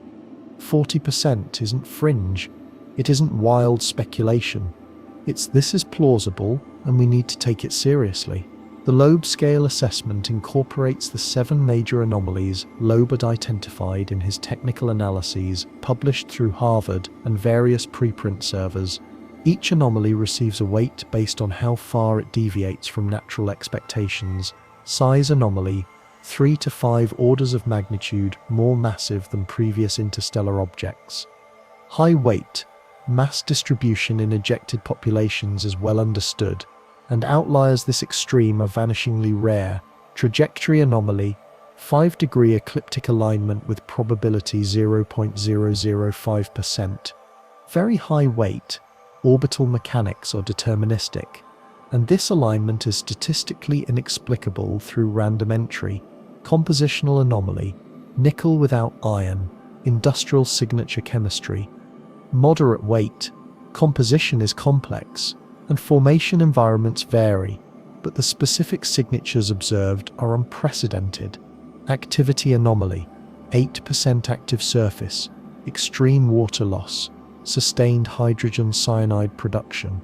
High-weight outgassing models are mature, well-tested, and 3I Atlas violates predictions consistently. Morphological anomaly, anti-tail, asymmetric coma, metallic polarization. Moderate to high weight, surface properties and venting patterns suggest organized structures rather than random geology. Timing anomaly, close approaches to multiple planets, alignment with WOW signal direction. High weight, the compound probability of multiple coincidences drops below credible chance levels. Non-gravitational acceleration anomaly, thrust-like behavior without corresponding brightness changes or rotation variations. Moderate weight, acceleration mechanisms in comets are still debated. 3I Atlas's behavior fits controlled propulsion better than random outgassing. Stack those 7 anomalies, multiply their probabilities, calculate the odds that all of them occur simultaneously in a single natural object. The number approaches 0. Loeb's 30 to 40% assessment is actually conservative. He's accounting for the possibility, however slim, that we're missing critical pieces of astrophysical understanding, that formation processes in thick disk environments differ so fundamentally from what we know that all these anomalies emerge naturally. But even granting that possibility, even bending every model to accommodate the observations, even accepting coincidences that strain credibility, he can't get below 30% probability of technological origin. Other scientists have criticized the Loeb scale as premature, as irresponsible, as giving false legitimacy to speculation that should remain firmly in the realm of science fiction. Dr. Michele Bannister from the University of Canterbury expressed typical skepticism. While 3I Atlas is certainly unusual, unusual doesn't mean artificial. We've encountered surprising cometary behavior before, and natural explanations eventually emerged. True, but eventually is doing heavy lifting in that statement. How many anomalies stack before unusual becomes impossible? How many coincidences compound before natural explanation will emerge becomes denial? Loeb isn't claiming certainty. He's not publishing papers titled 3I Atlas is an alien probe. He's doing what scientists are supposed to do, following the data wherever it leads, assigning probabilities based on evidence, remaining open to conclusions that challenge assumptions. Level 2 on the Loeb scale doesn't mean probably artificial. It means anomalous enough that we can't dismiss artificial origin without further investigation. It means the burden of proof has shifted.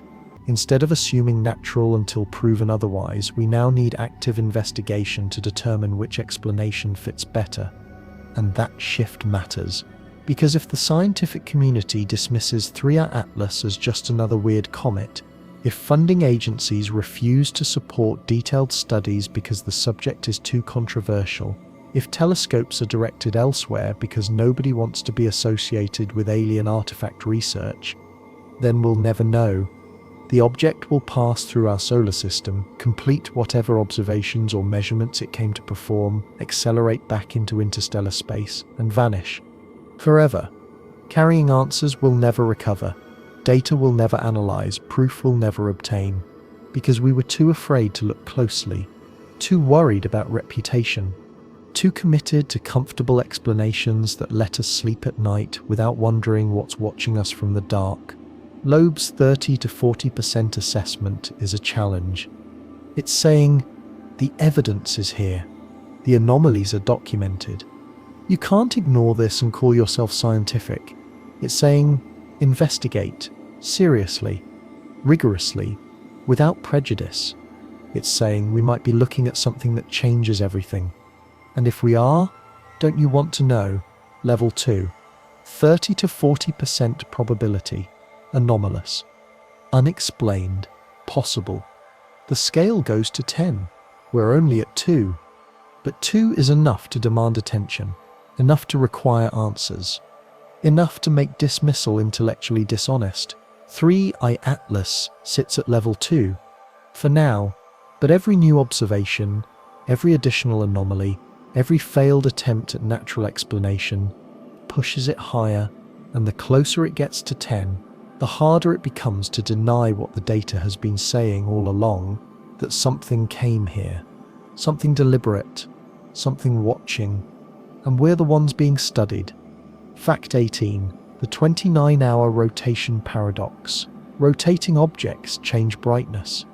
It's inevitable.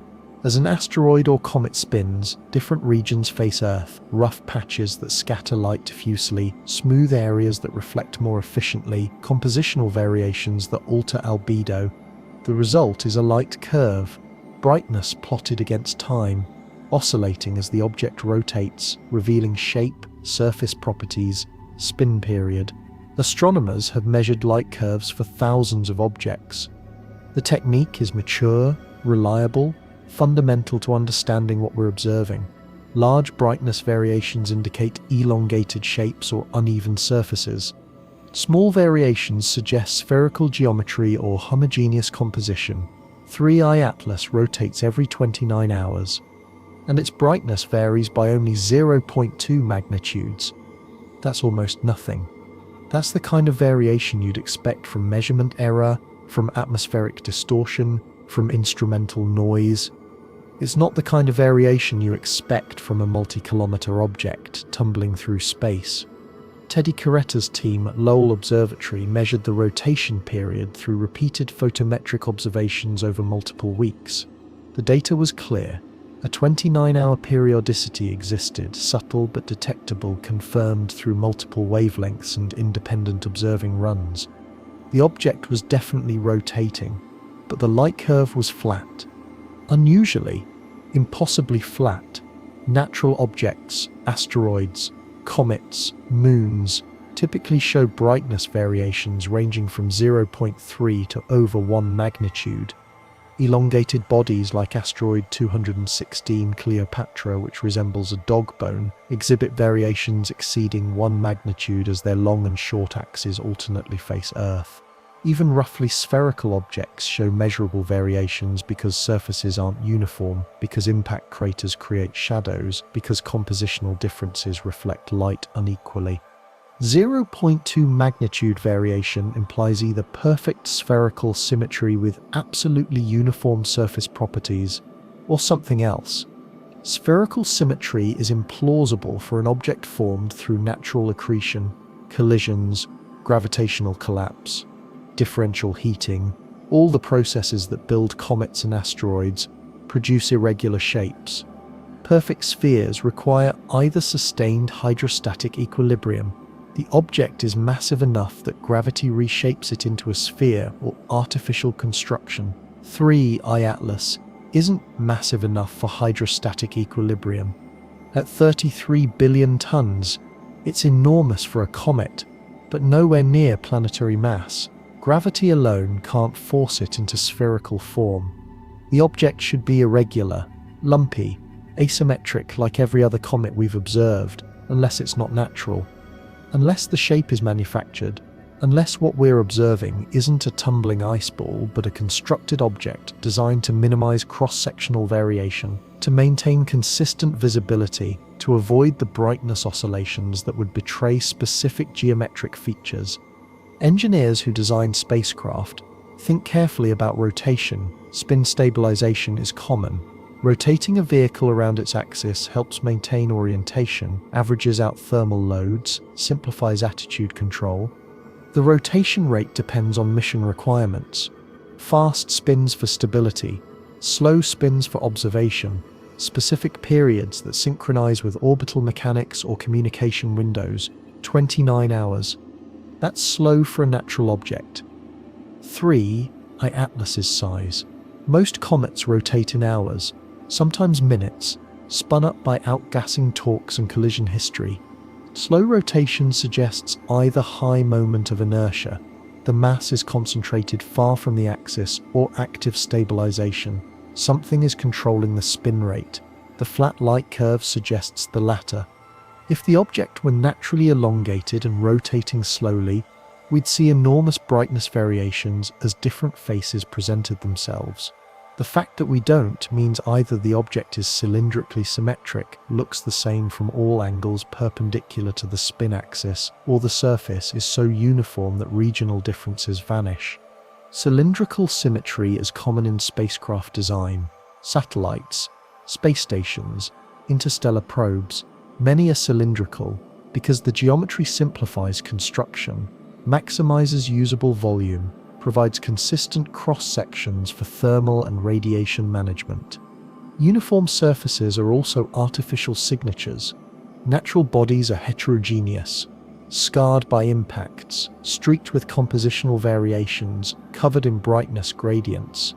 Manufactured objects can be coated uniformly, treated to consistent finishes, designed for specific optical properties that don't vary with orientation. Either explanation points away from natural origin. Critics argue that 3I Atlas could be end-on, its rotation axis pointing nearly toward Earth, so we're viewing it pole-on where brightness variations are naturally minimized. It's possible. Certain viewing geometries do produce flat light curves, even for irregular objects, but pole-on viewing is unlikely. Random orientation gives only a small probability of axis alignment within a few degrees of the line of sight, and observations over months should detect some precession, some wobble that breaks perfect alignment and reveals the underlying shape. No precession has been detected. The light curve remains flat. The brightness variation remains 0.2 magnitudes, regardless of viewing epoch, regardless of solar phase angle, regardless of distance. That consistency is suspicious. It's exactly what you'd engineer if you wanted to minimize observational signatures, if you wanted to appear as nondescript as possible, if you wanted to avoid revealing structural details that might confirm artificial origin. The 29-hour period is also interesting from a communication standpoint. If the object is reporting data back to wherever it originated, if it's transmitting observations collected during its solar system passage, a slow rotation allows prolonged pointing towards specific targets. 29 hours gives plenty of time to orient antennae, establish links, transmit data, reorient and repeat. It's speculation, but it's the kind of speculation that fits the observations better than lucky viewing geometry that persists for months. Natural comets reveal themselves through light curves. They oscillate, vary, announce their shapes and surface properties through predictable brightness changes. 3I Atlas doesn't do that. It spins silently, consistently, betraying nothing, like something that knows it's being watched. Like something designed not to reveal too much, like an object carefully engineered to pass inspection without raising alarms. 29 hours, 0.2 magnitudes, rotating but not changing. Maybe it's the most perfectly spherical natural object ever discovered, with surface uniformity unmatched in the solar system, viewed at exactly the geometry that minimizes variation. Or maybe it's not natural at all. Maybe it's a hull, smooth, uniform, coated for consistency, rotating at a rate chosen for operational reasons, not determined by collision history or outgassing torque. Maybe the flat light curve isn't an anomaly. Maybe it's exactly what you'd expect from a vessel designed to travel between stars. A vessel that doesn't want observers counting its windows. Fact 19. Active at impossible distance, comets wake slowly. As they fall inward from the outer solar system, solar radiation gradually warms their surfaces. Water ice begins sublimating around 3 astronomical units, roughly the asteroid belt's outer edge. Carbon dioxide activates earlier, around 5 AU. Beyond that, temperatures are too low, solar heating too weak. Volatiles remain frozen, dormant, inert. Swift observatory detected hydroxyl, the signature of water vapor from 3I Atlas, when the object was at 2.9 astronomical units. 2.9, not close. Not anywhere near the distances where comets typically become active, safely in the realm where surfaces should still be frozen, where solar energy density is less than 10% of what Earth receives, where thermodynamic models predict negligible sublimation. But 3I Atlas was already venting water, already producing detectable OA emission, already active when it should have been dormant. Dr. Dennis Bodewitz from Auburn University led the swift observations in July and August 2025. His team pointed the spacecraft's ultraviolet optical telescope at 3I Atlas multiple times, collecting spectra sensitive to hydroxyl emission lines, the characteristic wavelength produced when water molecules break apart under solar UV radiation.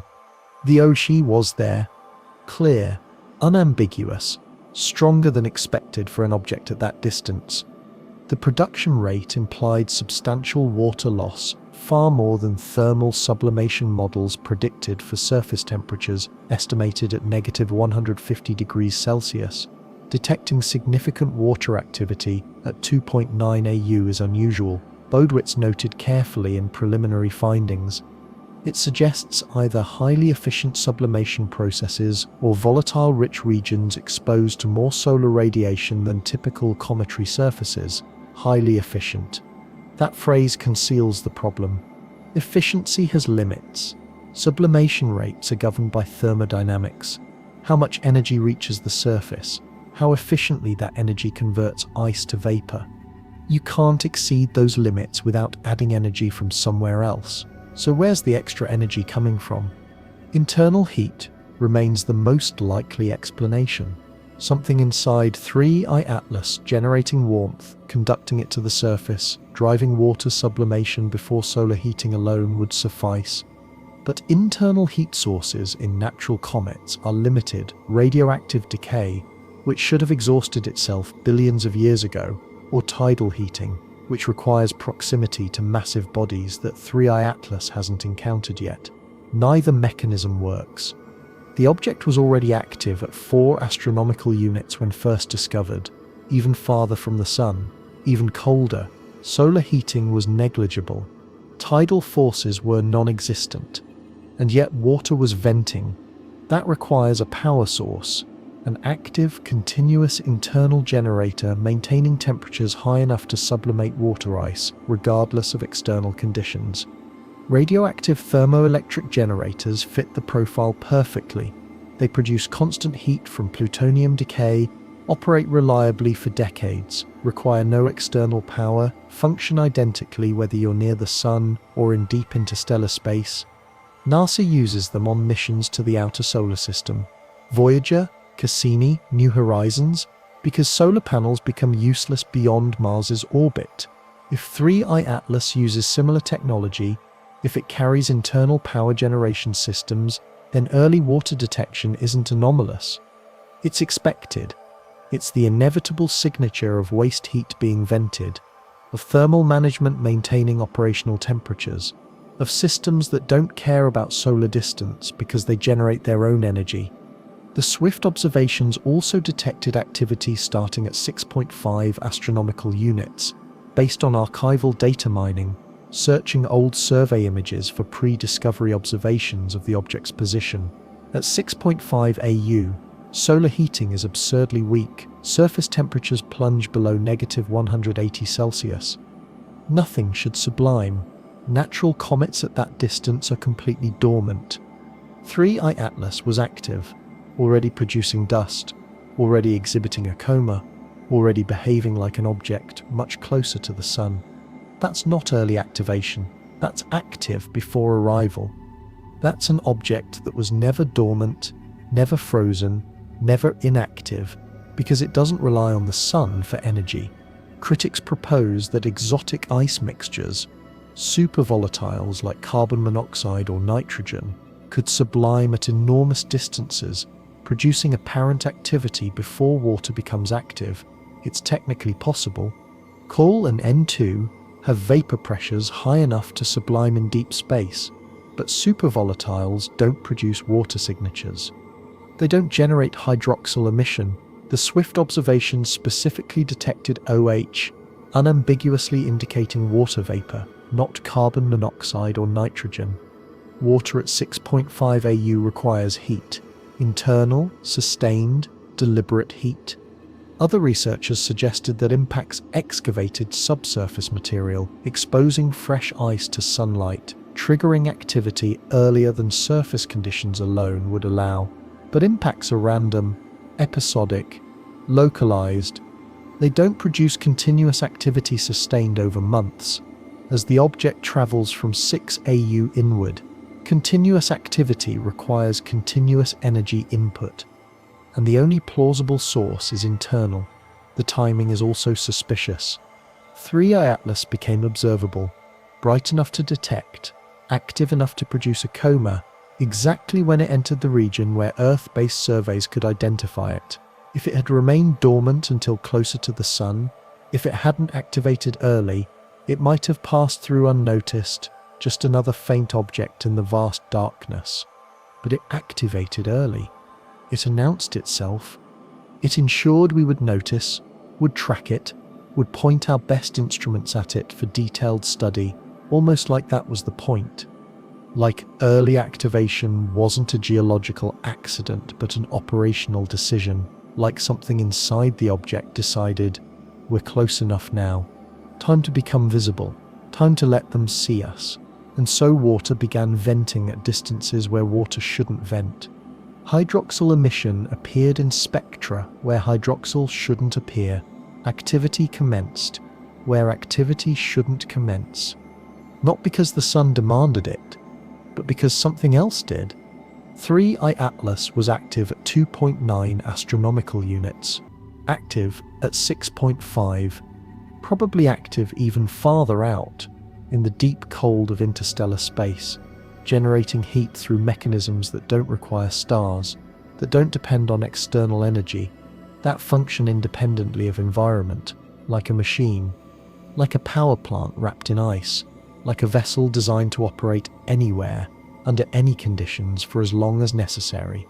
Water at impossible distances isn't a mystery if you stop assuming natural processes. It's exactly what you'd expect from something generating its own power, something that's been running for billions of years and has no intention of shutting down. Fact 20. The statistical impossibility. Mathematics doesn't lie. Population distributions follow predictable patterns. When astronomical objects are ejected from planetary systems, size distributions create clear hierarchies, millions of small bodies for every large one, billions of dust particles for every boulder, power laws that govern how frequently objects of different masses appear. If 3I Atlas exists, if an object massing 33 billion tons can be ejected into interstellar space and eventually discovered passing through our solar system, then statistically, we should have found approximately 100,000 smaller interstellar objects first. 100,000. We've found 3 total. E. Murmura, Borisov, Atlas. That's not an anomaly. That's a statistical impossibility. That's a violation of population mechanics so extreme that it shatters every model of how interstellar object populations should behave. Dr. Richard Cluety, working with Avi Loeb at Harvard, performed the analysis using standard power law distributions observed in solar system asteroid and comet populations. The mathematics is straightforward. If ejection mechanisms scale with mass, and if detection probability scales with brightness, you can predict how many small objects must exist for every large one discovered. For 3I Atlas to appear in our detection surveys, the interstellar population must be enormously dense with smaller objects. Every 33 billion-ton body implies thousands of billion-ton objects, millions of million-ton fragments, billions of smaller pieces, all drifting through interstellar space, all occasionally passing through star systems, all potentially detectable if they exist. But they don't exist. At least we haven't found them. Atlas scans the entire sky multiple times per night. Pan-STARRS surveys constantly. The Vera Rubin Observatory is coming online with unprecedented sensitivity. These systems detect faint, fast-moving objects routinely. If interstellar visitors were common, if the population density matched what 3i Atlas's existence implies, we should be cataloguing interstellar objects weekly, maybe daily. Instead, we've found 3 in 7 years.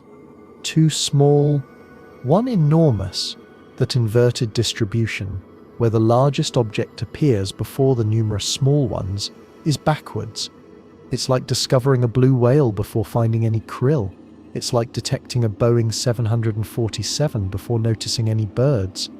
It's statistically fundamentally wrong, unless the distribution isn't natural, unless 3i Atlas isn't part of a population, unless it's not a random sample of interstellar debris, but a singular object that doesn't represent anything except itself. Singular objects don't obey population statistics. Manufactured items don't follow power law distributions. If you build a spacecraft, you build exactly one, or exactly however many the mission requires. You don't produce millions of smaller versions accidentally. You don't create debris fields that scale predictably with size. You produce a single object, purpose-designed, launched deliberately. And if only a few such objects exist, if interstellar probes are rare, if civilizations don't mass-produce them, if missions are carefully planned and individually executed, then discovering one doesn't imply millions of others exist waiting to be found. It just means we got lucky, or unlucky, depending on perspective. The statistical anomaly extends beyond size distributions. 3i Atlas's trajectory, its timing, its characteristics, all are optimized in ways that single object randomness doesn't explain. If interstellar space contained vast populations of comets ejected naturally, occasionally passing through our solar system by chance, their trajectories would be random, their arrival times uncorrelated, their properties diverse. Instead, we've detected 3 objects in rapid succession, all since 2017, all with unusual characteristics that sparked controversy, all arriving during the exact historical window when humanity developed instruments capable of detecting them. That temporal clustering is suspicious. For billions of years, no interstellar objects. Then suddenly 3 in 7 years, each stranger than the last, each pushing boundaries of what natural explanations can accommodate. Maybe detection technology finally reached the threshold where identification became possible, and we're seeing the beginning of routine discoveries that will eventually populate databases with thousands of examples. Or maybe something noticed we developed that technology. Maybe something waited until we could observe, until we could measure, until we could ask questions, and then started sending objects for us to find. Or more was first. Small, weird, controversial. It passed through quickly, barely observed, leaving more questions than answers. A test, perhaps. A probe to see if we'd notice, if we'd care, if we'd develop theories about artificial origin. Borisov was second, more conventional, clearly cometary, less threatening. A control case, maybe, something natural to compare against, to establish baseline expectations. Atlas is third. Enormous, anomalous, impossible to dismiss. The culmination, the object that forces conversation, that makes denial untenable, that pushes the question into mainstream scientific discourse. 3 objects, 3 data points, each building on the last, each revealing more, each demanding harder questions. That's not random, that's progression. That's a sequence designed to acclimate, to educate, to gradually expose observers to realities they're not prepared to accept all at once. The statistical anomaly isn't a flaw in detection methods. It's not sampling bias or instrumental limitations. It's the signature of non-random selection, of objects chosen deliberately, sent specifically, timed intentionally. 100,000 smaller objects should exist. They don't. Or if they do, they're not passing through our solar system, not making themselves visible, not triggering our detection algorithms, because they were never launched. Because the population distribution we're assuming the natural power law, the ejection mechanics, the random wandering through galactic space doesn't apply because 3I Atlas isn't debris. It's not an accident. It's not a statistical sample of anything except intelligent intent. It's a mission, one of 3, possibly one of more to come. Objects sent to specific destinations for specific purposes, not scattered randomly through the void like cosmic refuse. The mathematics screams it. The statistics demand it. The population distribution impossibility forces it. We're not seeing random interstellar comets occasionally visiting the solar system. We're seeing deliberate visitors, arriving on schedule, performing functions, reporting back. And the reason we haven't found 100,000 smaller objects isn't because they're too faint or too fast or too rare. It's because they were never sent. Only the ones that needed to come, came. And 3I Atlas needed to be here, now, at this exact moment in human history. 33 billion tons of need, wrapped in ice and mystery, following a trajectory calculated billions of years ago. The statistical impossibility isn't an error. It's proof. Proof that what we're seeing was meant to be seen. Proof that someone sent it. Proof that we're not alone, and that they know exactly where we are. These were the 20 facts about 3I Atlas. Each one verified. Each one is documented. Each one published in technical papers, confirmed by independent observatories, measured with instruments we trust for every other astronomical observation. Each one is impossible, not impossible individually. We can explain away anomalies if we try hard enough, if we stack assumptions carefully enough, if we're willing to accept coincidences that strain credibility. But together, they form a pattern that doesn't fit natural origin, a pattern that keeps pointing in one direction, no matter how uncomfortable that direction makes us. 3I Atlas will reach perihelion in 16 days, October 29th, 2025, 1.4 astronomical units from the Sun, close enough that thermal loads will peak, that systems will be tested, that whatever this object came to do will reach culmination. And then it will leave, accelerating outward, climbing away from the Sun at 58 kilometers per second, following its hyperbolic trajectory back into interstellar space. By December 19th, it passes Earth at 1.8 AU, close enough to observe, too far to touch. And then, nothing. The object will fade, will shrink into the distance, will eventually become too faint even for our most powerful telescopes. It will disappear behind the Sun first, vanishing from view for a few weeks as it swings through superior conjunction, and when it re-emerges on the far side, we'll see if anything has changed. We'll see if the trajectory shifted, if the venting altered, if something about the object is different after passing through perihelion, after completing its closest approach, after finishing whatever observations it came to make. Or we'll see if it's exactly the same, unchanged, unaffected, executing a mission profile that accounted for every variable, predicted every perturbation, planned for contingencies we'll never know about. 20 facts, 20 impossibilities, 20 pieces of evidence that something from somewhere else has entered our solar system, aligned itself with our planets, observed our worlds, and is now leaving, taking its data with it, taking its answers somewhere we can't follow, taking proof we'll never recover, unless we're brave enough to acknowledge what we're seeing. Until then, keep watching the sky. Because 3 Atlas came from the dark, from the vast, cold, empty spaces between stars. And something out there knows we're here. Something sent an emissary. A scout, a 33 billion ton question mark wrapped in ice and anomalies. A question mark that's been traveling for billions of years, just to ask us one thing: are you paying attention yet? The answer should be yes, because if we're not, if we dismiss this, if we file it away as just another weird comet and move on with comfortable assumptions, then we'll miss what might be the most important message humanity has ever received. A message not written in radio waves or mathematics, but in trajectory and chemistry, in timing and mass, in impossible coincidences that stop being coincidence when you finally accept what they're saying. 3i Atlas will leave soon. The data will fade, the observations will end, and we'll be left with a choice. Acknowledge what we saw or pretend we saw nothing. 20 facts say we saw something deliberate, something ancient, something watching. And when it disappears behind the sun, it might not be leaving. It might just be waiting to see what we do next, because something out there is watching back. And now it knows we noticed.